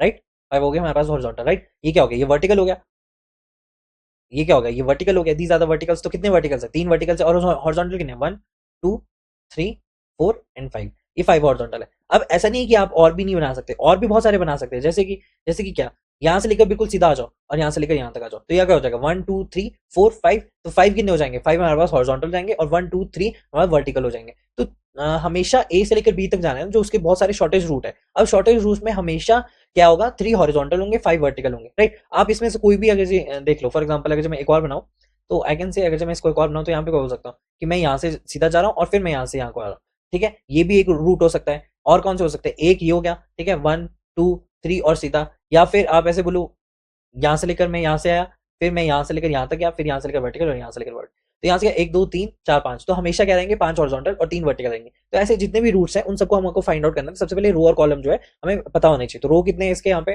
रो है 3 और कॉलम कितने हैं, दैट इज 5, और रो और कॉलम कितना हो जाएगा 3 फैक्टोरियल इंटू 5 फैक्टोरियल, तो ऊपर कितना हो जाएगा 8 फैक्टोरियल अपॉन फैक्टोरियल है ना साथ में फैक्टोरियल, तो 8 फैक्टोरियल अपॉन कितना हो जाएगा 3 इंटू 5, यहाँ पे क्या लिख सकता हूँ मैं, आई कैन से 8 factorial upon 5 factorial into 3 factorial, जो कि बराबर किसके होगा, दैट इज 36, 36 नहीं 56, आंसर क्या हो जाएगा, that is the 56 is the shortest route जो है जहां से वो जा सकता है फ्रॉम ए टू बी। तो इस तरह के क्वेश्चंस में आपको फाइंड आउट क्या करना पड़ेगा, ये वाला फॉर्मूला क्या है, इंपॉर्टेंट है, row plus column into row factorial divided by row factorial into column factorial, ठीक है, जहां पे आर क्या है, रो है, और सी क्या है, यहाँ पे कॉलम है, राइट। तो इस तरह के क्वेश्चंस आप कर लोगे, इजीली टैकल कर लोगे, इसमें तो कोई डिफिकल्टी नहीं है।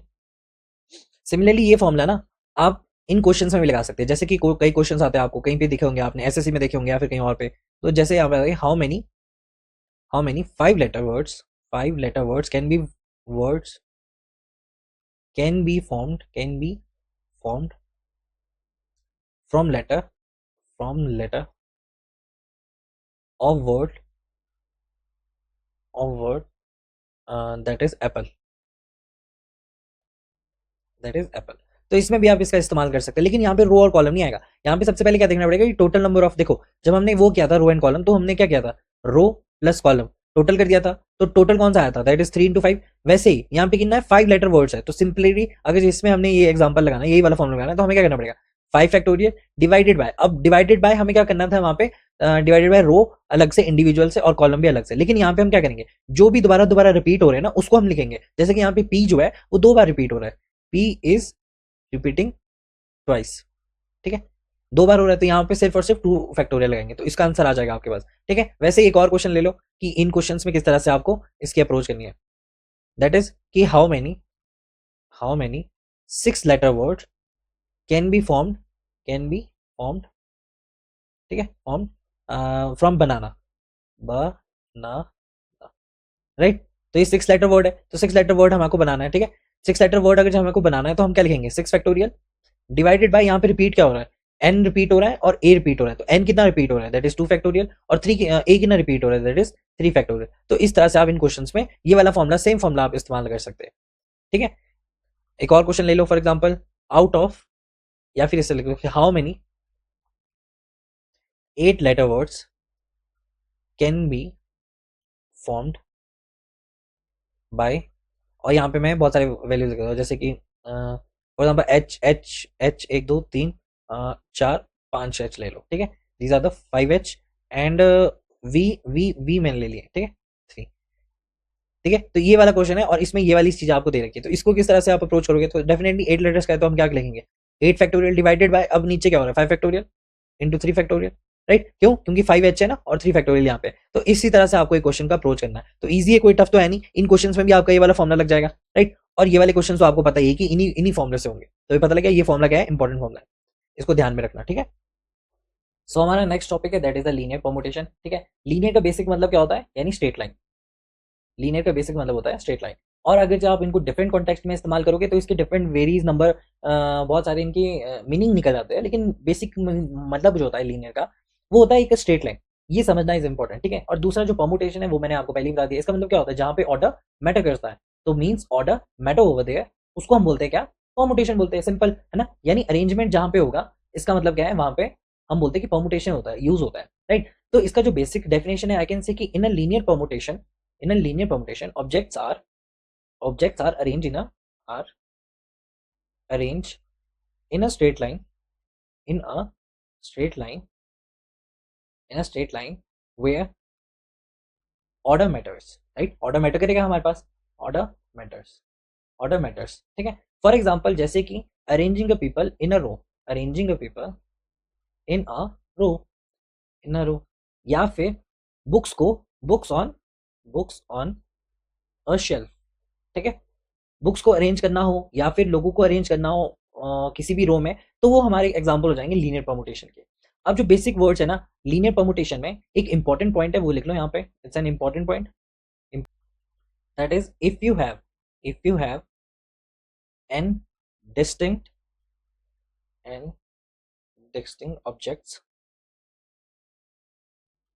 and distinct objects, then the number of ways, then the number of ways, then the number of ways to arrange, then number of ways to arrange them किसी भी इन अ स्ट्रेट लाइन में, in a straight line is N factorial, is N factorial, ठीक है। इसको क्या लिख सकते हैं, एन फैक्टोरियल। तो इसका क्या मतलब है, इसका मतलब ऐसा है कि मान लो for example A B C, for example A B C जो है वो तीन पीपल है, these three people have to arrange in a three places, ठीक है। मान लो कि उन्हें तीन प्लेसेस पे हमें अरेंज करना है, थ्री प्लेसेस पे, तो हाउ मेनी वेज, ऐसे कितने वेज है, how many veg, how many veg, है ना, how many veg you can arrange them in straight line, straight line में आप किस तरह से इसको अरेंज कर सकते हो। तो हमारे पास तीन लोग हैं और तीन ही प्लेसेस है, सो हमें क्या करना है, एक दो तीन। तो अगर जो तीन प्लेसेस है, मान लो ये फर्स्ट प्लेस है, ये सेकंड प्लेस है और ये थर्ड प्लेस है, तो मुझे बताओ कि फर्स्ट प्लेस के पास कितने ऑप्शन है, how many option are there, how many option for one. तो फर्स्ट के लिए कितने ऑप्शन है, थ्री ऑप्शन है। क्यों है थ्री ऑप्शन, क्योंकि तीनों में से कोई भी यहाँ पे आ सकता है। तो मान लो कि तीनों में से यहाँ पे तीन ऑप्शन है इसके पास, राइट। फिर सेकंड में कितना होगा, सेकंड के पास होंगे थ्री माइनस वन, इसके पास कितने होंगे, थ्री माइनस वन होंगे। वाई थ्री माइनस वन, क्योंकि एक तो यहाँ पे बैठ चुका है। अब टोटल कितने हमारे पास बच गए, टोटल हमारे पास टू बच गए। अब टू, अब जो सेकंड पोजीशन है, सेकंड पोजीशन के लिए कितने लोग ऑप्शन है, that is two, that is also two over है। फिर बाद में कितना आ जाएगा, two minus one, that is one. तो हम इस तरह से इसे अरेंज कर सकते हैं और इसको हम क्या लिख सकते हैं, three into two into one which will be equal to कितना, सिक्स वेज। तो ऐसे छह वेज है, ठीक है। और क्या लिख सकता हूँ मैं सिक्स वेज को, थ्री फैक्टोरियल। क्यों लिख सकता हूँ मैं थ्री फैक्टोरियल, क्योंकि three multiply by two multiply by one क्या होता है, थ्री फैक्टोरियल होता है, राइट। जो कि हमने यहाँ पे लिखा है, तो which will also equal to six ways, ठीक है। आप किसी भी तरीके से करो, यानी हमारे पास इसको अगर मैं क्वेश्चन को चेंज कर दो और इस क्वेश्चन को चेंज करके क्या लिख दो कि मान लो एबीसी नहीं, एग्जाम्पल जो है आपके पास है कि there is N people, N people है, ठीक है। एन पीपल, अगर जो एन पीपल को हमें अरेंज करना है थ्री प्लेसेस में, तो how many ways will be there. तो अगर जो एन पीपल है तो फर्स्ट में कितना आ जाएगा, दैट इज एन। सेकंड में कितना आ जाएगा, एन माइनस वन। और थर्ड में कितना आ जाएगा, एन माइनस टू। आ जाएगा कि नहीं। चलो इस एन को अब यहाँ पे एन को थ्री पुट करो, अगर जो मैं एन को थ्री पुट करूंगा तो क्या हो जाएगा, यहाँ पे थ्री आ जाएगा, यहाँ पे टू आ जाएगा और यहाँ पे आ जाएगा वन, राइट। तो ये क्या हो गया हमारा three, and that will be three factorial which will be equal to six ways. ये सब क्लियर हो गया। अब ध्यान से देखो, इसको कंपाइल करता हूं मैं। यहाँ पे क्या लिखा है, if you have an district object, तो हमने क्या लिखा था, an district object, then the number of ways, then the number of ways you can arrange them in a straight line will be n factorial. तो यहाँ पे तो मैंने पहले ही बता दिया था कि एन डिस्ट्रिक्ट ऑब्जेक्ट है, तो इसको अगर आपको सॉल्व करना है तो you should write n factorial. तो सिमिलरली इस यही चीज मैं आपको बताना चाहता था कि आप इसका इस्तेमाल ऐसे भी कर सकते हैं। और ये आपको मैंने एग्जांपल से बता दिया कि n, n minus one, n minus two. तो अगर मैं इसको बताऊं कि किस तरह से आपने ये समझा कि एन जो है अगर इनको मैं मल्टीप्लाई करूंगा तो that will be equal to n factorial. Clear हो गया। जो चीज मैंने इंपॉर्टेंट फॉर्मुला लिखा है यहाँ पे उसको मैंने एक्सप्लेन भी कर दिया जिस तरह से मैंने बताया था, ठीक है, राइट। और एन हमेशा कम होता रहेगा, कब तक कम होता रहेगा, जब तक कि यहाँ पे लिख देता हूँ कि जो फर्स्ट फर्स्ट ऑप्शन था, ठीक है, जो नहीं सॉरी फर्स्ट पोजीशन लिखो कि जो फर्स्ट पोजीशन थी उसके लिए कितने नंबर ऑफ ऑप्शन थे, फर्स्ट पोजीशन के लिए एन नंबर ऑफ ऑप्शन रहेंगे, राइट। और सेकंड पोजीशन के लिए कितने रहेंगे, एक एक माइनस करते जाओ तो that will be equal to n minus one और सो ऑन। अच्छा ये कहां तक होगा, ये कहां तक होगा, सो ऑन, जहां तक जो हमारा nth पोजीशन है उसके लिए ऑप्शन कितने बचेंगे, वन बचेगा, only one option will be there for nth position, तब तक ये फॉलो अप होगा, ठीक है। इतना क्लियर हो गया। अब हम आगे बढ़ते हैं, विच इज वेरी इंपॉर्टेंट, जिसके लिए हमने ये सारा किया था, that is the circular permutation, circular circular permutation, right. अब ये सर्कुलर परमुटेशन क्या है, इसके बारे में पढ़ते हैं।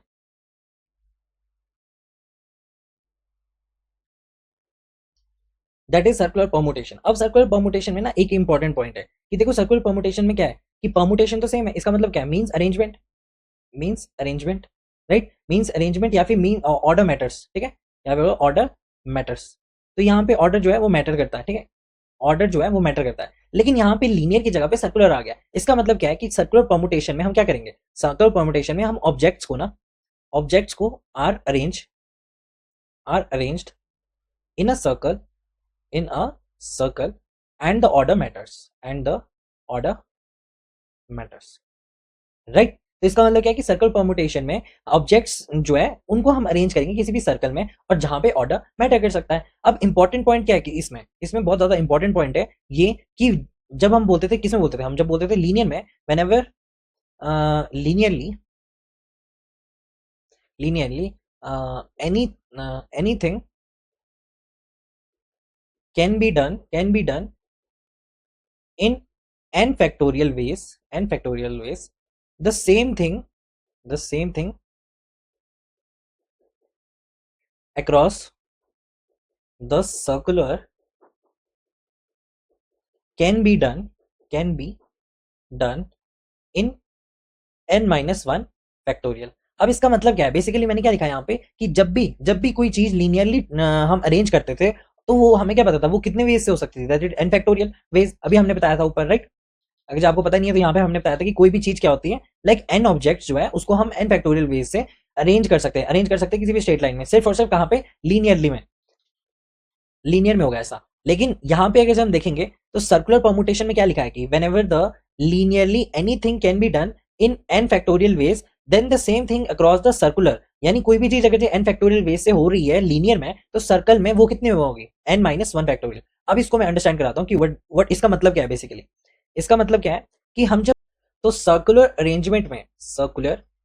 अरेंजमेंट में इंपॉर्टेंट पॉइंट, दो इंपॉर्टेंट पॉइंट है ताकि आप इन सबको अंडरस्टैंड कर सको कि अगर मैं सर्कुलर अरेंजमेंट की बात करूँ ना, तो सर्कुलर अरेंजमेंट में अगर ये rotating the entire arrangement does not create a new arrangement, new unique arrangement, unique permutation, sorry, permutation। जैसे कि फॉर एग्जांपल अगर जब मैं यहाँ पे आपको इसको समझाऊं तो फॉर एग्जांपल ये क्या है, हमारे पास एक सर्कल है, ठीक है, ये हमारे पास सर्कल है। अब इस सर्कल में मान लो ए, दिस इज ए, ये बी है, और ये क्या है हमारे पास सी है। यहाँ पे क्या बोल रहा है कि अगर आप कोई भी अरेंजमेंट को, सर्कुलर अरेंजमेंट को आप रोटेट करते हो, मान लिया मैंने इसको रोटेट कर दिया, तो इसका मतलब ये नहीं कि आप नई अरेंजमेंट निकाल रहे हो, इसका मतलब कि आप यूनिक परमुटेशन नहीं कर रहे हो, मतलब अरे नई अरेंजमेंट नहीं आ रही आपके पास, new arrangement is not there. तो इसकी वजह से क्या है कि आपके पास नई अरेंजमेंट नहीं आ रही, जिसकी मतलब से हमें क्या निकालना होता है कहीं भी क्वेश्चन में, हाउ मेनी वेज, ठीक है, how many ways can it be done. तो हम इससे नई नए कोई वेज नहीं निकाल रहे हैं कि जैसे हमने 56 फैक्टोरियल निकाला था या फिर कोई और वैल्यू निकाली थी, तो अगर जब हम इनको चेंज भी करेंगे ना इनकी वैल्यू, तो इसमें कोई भी अंतर नहीं आएगा, सिर्फ और सिर्फ ये ना सेम रहेंगे। तो ए बी सी जो है that will be equals to C A B C circle में। यहाँ पे इंपॉर्टेंट क्या है कि सर्कल में क्या होगा कि जो ए बी सी है वो बराबर होगा किसके, सी ए बी के भी और बी सी ए के भी, ठीक है। तो ये तीनों जो है इन सर्कल बराबर हो जाएंगे। लेकिन पहले क्या होता था, अगर हम लीनियर की बात करें, फॉर एग्जाम्पल हम लीनियर में बात करते थे, तो लीनियर में क्या था, जैसे कि यहाँ पे वेज है, ठीक है, यहाँ पे कितने वेज थे, 6 वेज थे। कौन कौन से थे वो, ए बी सी हो गया, या फिर ए सी बी हो गया, बी सी ए हो गया, बी ए सी हो गया, सी ए बी हो गया, या फिर क्या था, सी बी ए। ये हमारे पास 6 वेज है, दीज आर द 6 वेज। अब ये 6 वेज ना एक दूसरे से बिल्कुल अलग है, A B C is not equals to A C B. क्यों, क्योंकि ये लीनियरली हो रहा है। क्योंकि जैसे कि हमने यहाँ पे एग्जांपल में बोला कि बुक अगर जो हमें शेल्फ पे कोई बुक अगर जो रखनी है, तो ठीक है, उनकी अरेंजमेंट अगर जो हमें करनी है, तो ए बी सी जो है वो अलग अरेंजमेंट है और बी सी ए जो है वो अलग अरेंजमेंट है। लेकिन सर्कल में क्या था, सर्कल में इसका ऑपोजिट है। यहाँ पे क्या है कि आप अगर इनसे रोटेट भी कर रहे हो, अगर जो ए को एक बी की जगह ला रहे हो और बी को सी की जगह ला रहे हो, या फिर सी को ए की जगह पे ला रहे हो, तब भी कोई चेंज नहीं होगा, कोई यूनिक अरेंजमेंट आपके पास नहीं आएगी, जिसकी वजह से हमारे पास नंबर ऑफ वेज कितने हो जाएंगे, 1 वे हो जाएंगे इसमें, ठीक है। इस पर्टिकुलर क्वेश्चन में हमारे पास कितने वे हो जाएंगे, इस पर्टिकुलर क्वेश्चन में तो एक ही वे है। तो यहाँ पे क्या है कि अगर जो आपको इस तरह से करना है तो सर्कुलर अरेंजमेंट में ये यूनिक नहीं होगा। सेकंड ऑफ ऑल, अगर जो आप, तो फिर हमें फाइंड आउट क्या करना है, हमें फाइंड आउट करना है इसके वेज, कितने वेज से हम इसको सॉल्व कर सकते हैं। तो अगर जो हम रोटेट करके इसको यूनिक परमुटेशन नहीं ला पा रहे, तो हम क्या करते हैं ना, हम इसको फिक्स कर देते हैं, किसी एक को हम फिक्स कर देते हैं। जैसे कि यहाँ पे मैं अगर लिखता हूँ कि to account for this we fix one objects position, ताकि हम एलिमिनेट कर सके, टू एलिमिनेट इक्विवेलेंट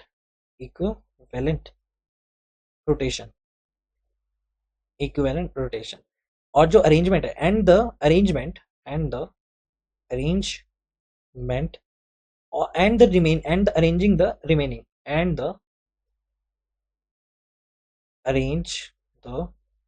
रिमेनिंग, ठीक है। मान लो कि n नंबर ऑफ ऑब्जेक्ट्स थे, there is n number of object. अब n में से मैंने एक को फिक्स कर दिया है। अगर जब मैंने एक को फिक्स कर दिया है तो हम और फिर एक को फिक्स कर दिया, फिर हम क्या कर रहे हैं, हम अरेंज कर रहे हैं बाकियों को। अगर जब हम बाकियों को अरेंज कर रहे हैं, इसका मतलब क्या है कि देयर विल बी रिमेनिंग कितने हो जाएंगे, n-1 विल बी देयर, तो n-1 will be arrange, will be the objects linearly, ठीक है। सो इसकी वजह से क्या होगा, so the number of distinct circular permutation of n objects is n objects कितने हो जाएंगे, that will be equals to n-1 factorial. For example, अभी आपको समझ नहीं आएगा, जैसे मैंने यहाँ पे लिखा, क्या लिखा मैंने कि टू अकाउंट फॉर दिस, किस चीज के लिए अकाउंट करना है, कि हमें तो क्या फाइंड आउट करना है, वेज फाइंड आउट करने हैं। अब वेज फाइंड आउट करने के लिए मुझे यूनिक परमुटेशन चाहिए, ताकि मैं क्या कर सकूं, नए नए वेज ढूंढ सकूं। लेकिन मैंने बोला कि सर्कुलर में आप किसी भी तरह से इन्हें रोटेट करोगे, वो कुछ भी फर्क नहीं डालेगा, हमारे यूनिक नहीं आएगा हमारे पास कुछ भी। तो हमने बोला कि नंबर ऑफ वेज को फाइंड आउट करना है, तो सबसे पहले क्या करना पड़ेगा, सबसे पहले आपको कोई ना कोई एक ऑब्जेक्ट को आपको क्या करना पड़ेगा, फिक्स करना पड़ेगा। जैसे कि आपने एक को यहाँ पे ऑब्जेक्ट को फिक्स कर दिया, और बाकियों को आपको अरेंज करना पड़ेगा। तो पहले कितने थे, n ऑब्जेक्ट्स है, लेकिन जब मैंने एक को फिक्स कर दिया और एक को मैं बिल्कुल भी नहीं हिला रहा हूं, तो मेरे पास अब कितने ऑब्जेक्ट्स बचे जिनको मैं अरेंज करूंगा, दैट इज n-1 ऑब्जेक्ट्स बच गए। तो अगर जो n-1 ऑब्जेक्ट्स को मुझे अगर जो n-1 ऑब्जेक्ट का वेज ढूंढना है, तो वो वेज क्या हो जाएगा, that will be equals to n factorial, होगा कि नहीं। जैसे n नंबर ऑफ, जैसे यहाँ पे मैं बताता हूँ आपको, जैसे कि लीनियर में क्या था, कि लीनियर में n फैक्टोरियल आता था, है ना, n फैक्टोरियल वेज आता था फॉर n ऑब्जेक्ट्स, तो हमारे को नंबर ऑफ वेज पता लग जाते थे कि ऐसे कितने वेज है। लेकिन सर्कुलर में ऐसा केस नहीं है। सर्कुलर में आप अगर जो n ऑब्जेक्ट्स को रोटेट भी करोगे ना, तब भी आपके पास क्या आएगा, तो देयर विल कोई भी आपके पास न्यू अरेंजमेंट नहीं आएगी, आपके पास new arrangement will not arise.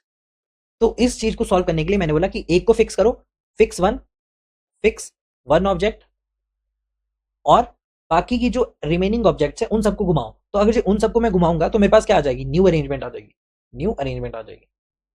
और इसका सॉल्यूशन क्या हो जाएगा, n-1 का, अगर जो मुझे न्यू अरेंजमेंट ढूंढना है कि how many ways will be there, तो वो हो जाएंगे n-1 फैक्टोरियल। समझ में आया क्या बोल रहा हूं मैं। अब जैसे एग्जांपल लेते हैं, फॉर एग्जांपल कि मान लो कि हमारे पास अभी थे 3 पीपल एंड 3 प्लेस, ठीक है, 3 प्लेस है। अब इनको अरेंज करना है इन अ सर्कल।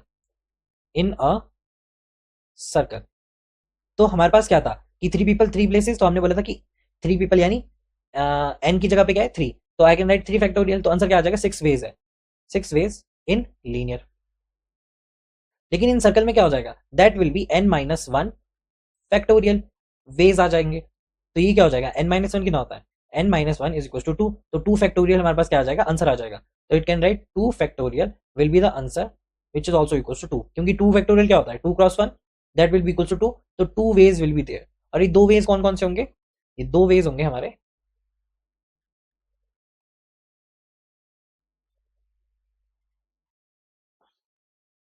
ये 2 वेज कौन कौन से हो जाएंगे हमारे, दैट इज फॉर एग्जांपल, जैसे यहाँ पे ए है, यहाँ पे बी है, और यहाँ पे सी है, ठीक है, ये 3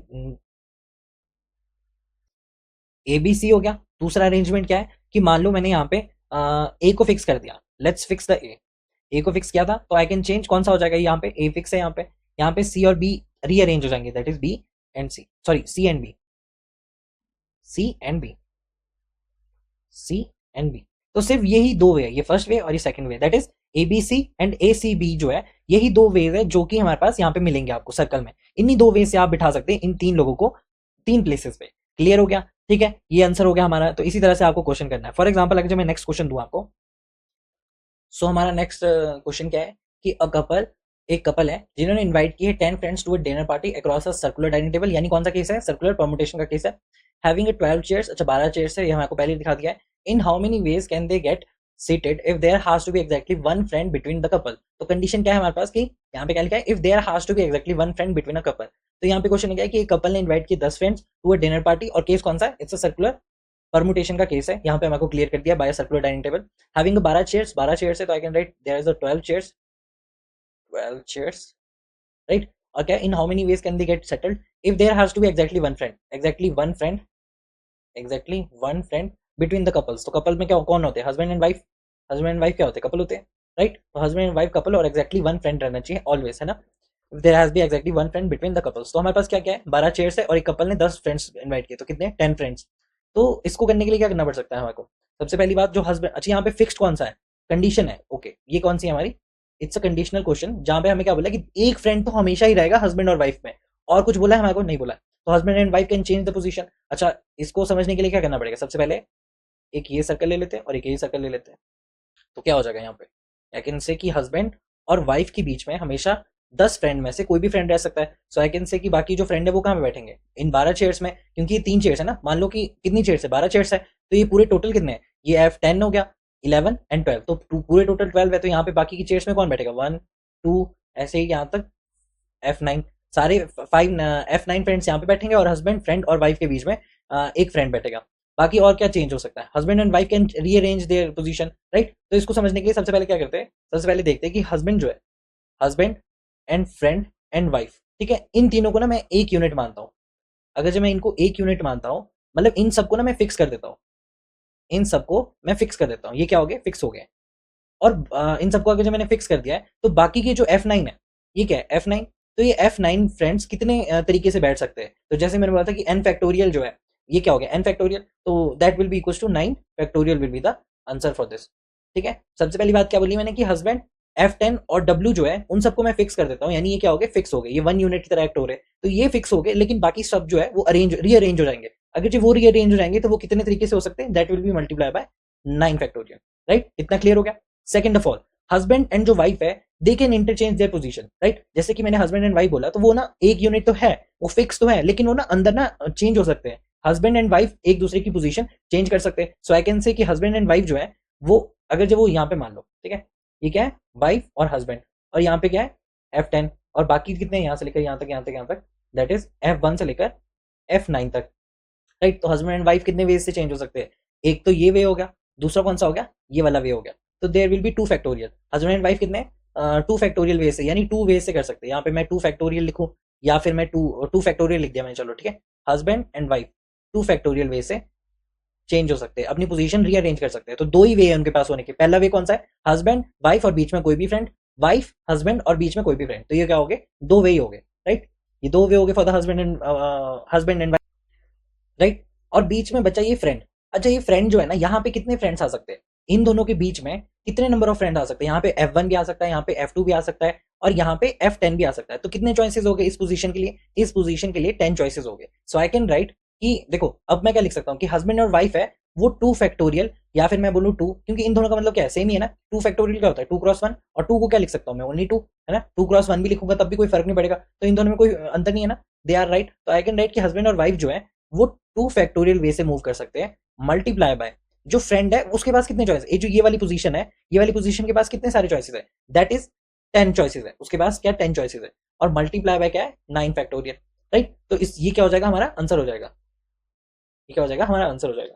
तो यहाँ पे क्या है 2 फैक्टोरियल इंटू 10 फैक्टोरियल। अच्छा ये क्या हो सकता है 2 फैक्टोरियल इंटू 10 फैक्टोरियल, इसका मतलब क्या है कि 2 फैक्टोरियल तो 2 फैक्टोरियल है, लेकिन 10 एंड 9 फैक्टोरियल क्या लिख सकता हूँ, 10 फैक्टोरियल लिख सकता हूँ कि नहीं, तो ये हमारे पास क्या हो जाएगा, आंसर हो जाएगा, दिस कैन बी आंसर। तो फर्स्ट हमारा आंसर हो जाएगा, राइट। अच्छा दूसरा क्या है 20 इंटू 9 फैक्टोरियल। तो अगर जो मैं 2 फैक्टोरियल को क्या लिखूँ, 2 इंटू 10 इंटू 9 फैक्टोरियल लिखूँ, तो आंसर क्या हो जाएगा, दैट इज 20 इंटू 9 फैक्टोरियल। तो ये भी हमारे पास क्या हो जाएगा, आंसर हो जाएगा, ठीक है। तो इसके दो आंसर होंगे, एक तो ये होगा, एक तो ये होगा। तो ये गेट में आया हुआ क्वेश्चन है, जिसके सॉरी ये ईएससी में आया हुआ क्वेश्चन है, ठीक है ना, ईएससी 2015 इसमें आया था ये क्वेश्चन, जहां पे क्या है कि ये दोनों ऑप्शन सही थे इसके, आप फर्स्ट भी टिक करो या सेकंड भी टिक करो, ये दोनों आंसर क्या थे, सही थे। तो ये क्वेश्चन समझ में आया किस तरह से किया हमने, जहां पे हमने कपल दिया और 10 फ्रेंड्स लिए और उनको क्या किया हमने, एक फिक्स पोजीशन से किया। अच्छा यहाँ पे भी समझ आ गया कि कितने चॉइसेस थे, husband and wife can rearrange, ठीक है। अगर जो वो रीअरेंज करेंगे तो क्या हो जाएगा 2 फैक्टोरियल, यानी 2 वेज हो जाएंगे। Okay let's move on to the next question. Next question क्या है कि they are the 3 couples they are the three couples, they have to be settled on a circular dining table such that every husband seated to his own wife, right? क्या question में क्या, they are the three couples, तो three couples है, right, they are the three couples, और three couples में क्या है, they have to be settle on a circular dining table such that every husband should be seated with his own wife. तो three couple में मतलब कितने लोग हैं, six people are there, right? क्यों in six people, three into two कितना होता है, सिक्स होता है, क्योंकि हर टाइम पे क्या होगा, हर एक कपल के साथ क्या है, फॉर एग्जाम्पल यहाँ पे मैं ड्रॉ करके बताता हूँ, ये क्या हो जाएगा हमारा कि ये हस्बैंड वन है, ये हस्बैंड टू, ये हस्बैंड वन है, राइट? हस्बैंड वन अपनी वाइफ के साथ बैठेगा, दैट इज W1, ये हस्बैंड टू है, ये अपनी वाइफ के साथ बैठेगा, दैट इज W2, राइट? और ये क्या है, हस्बैंड थ्री, जो अपनी वाइफ के साथ बैठेगा, W3। तो कितने लोग हो गए, सिक्स पीपल हो गए। तो सिक्स पीपल हो गए, हम क्या कर सकते हैं, हमें फाइंड आउट करना है three couples, okay, they have to be seated in a circular dining table and every husband seated to his own wife. Okay, तो आप यहाँ पे क्या कर सकते हैं, आप हस्बैंड और वाइफ को, जो हस्बैंड और वाइफ है, हर एक केस में, यहाँ पे भी एक केस है और एक यहाँ पे भी एक केस है, इन तीनों को आप अगर जो फिक्स कर दो, अगर जो इन तीनों को आप फिक्स कर दो और इन सबको एक एक यूनिट मान लो, ये भी एक यूनिट है, ये भी एक यूनिट है और इसको भी एक यूनिट है, तो हम क्या बोल सकते हैं कि थ्री कपल्स है, अगर जो थ्री कपल है, these are the three couples, so I can say n की वैल्यू कितनी हो जाएगी, थ्री हो जाएगी। तो अगर जो एन की वैल्यू थ्री है, तो इसके लिए अगर जो हम लीनियर में ढूंढते तो लीनियर में क्या आ जाता है, एन फैक्टोरियल। लेकिन ये केस किसका है, सर्कुलर का है, सर्कुलर परमुटेशन का, तो सर्कुलर परमुटेशन में क्या हो जाएगा, एन माइनस वन फैक्टोरियल। तो कितने हो जाएंगे, three minus one that is equal to two factorial. तो टू फैक्टोरियल हो गया थ्री कपल्स का। लेकिन साथ में एक और भी चीज है कि हस्बैंड और जो वाइफ है वो भी चेंज कर सकते हैं, इंटरचेंज कर सकते हैं पोजीशन। तो यहाँ पे हस्बैंड और वाइफ भी चेंज कर सकते हैं, वाइफ और ये यहाँ पे भी कर सकते हैं वो, राइट? और यहाँ पे भी वो अपनी स्विच कर सकते हैं, they can switch there seat, ठीक है, they can switch there seat. तो यहाँ पे क्या लिख सकते हैं कि अगर जो वो स्विच कर सकते हो तो इसके पास दो वेज है, राइट? इसके पास भी दो वेज है और इसके पास भी क्या है, दो वेज है। तो आई कैन सी कि टू की power cube will be the answer, ये क्या हो जाएगा, हमारा आंसर हो जाएगा। तो टू फैक्टोरियल क्या लिख सकते हैं, two into one which will be equal to two into two into two, जो कि क्या हो जाएगा हमारा 16, राइट? ये कितना हो जाएगा, 16 हो जाएगा, टू की पावर फोर।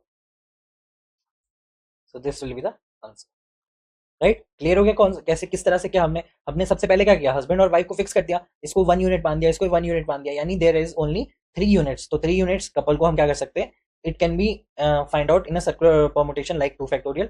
एंड बाकी जो बच गए हैं, जैसे कि हस्बैंड और wife can rearrange their position, अगर जो वो रीअरेंज कर सकते हैं, सो आई कैन से इसके टू वेज है, हस्बैंड और वाइफ में भी, इसके पास भी टू वेज है और इसके पास भी टू वेज है, सो आई कैन डायरेक्टली से कि वो टू क्यूब हो जाएगा और आंसर कितना आ जाएगा, 16 विल बी द आंसर।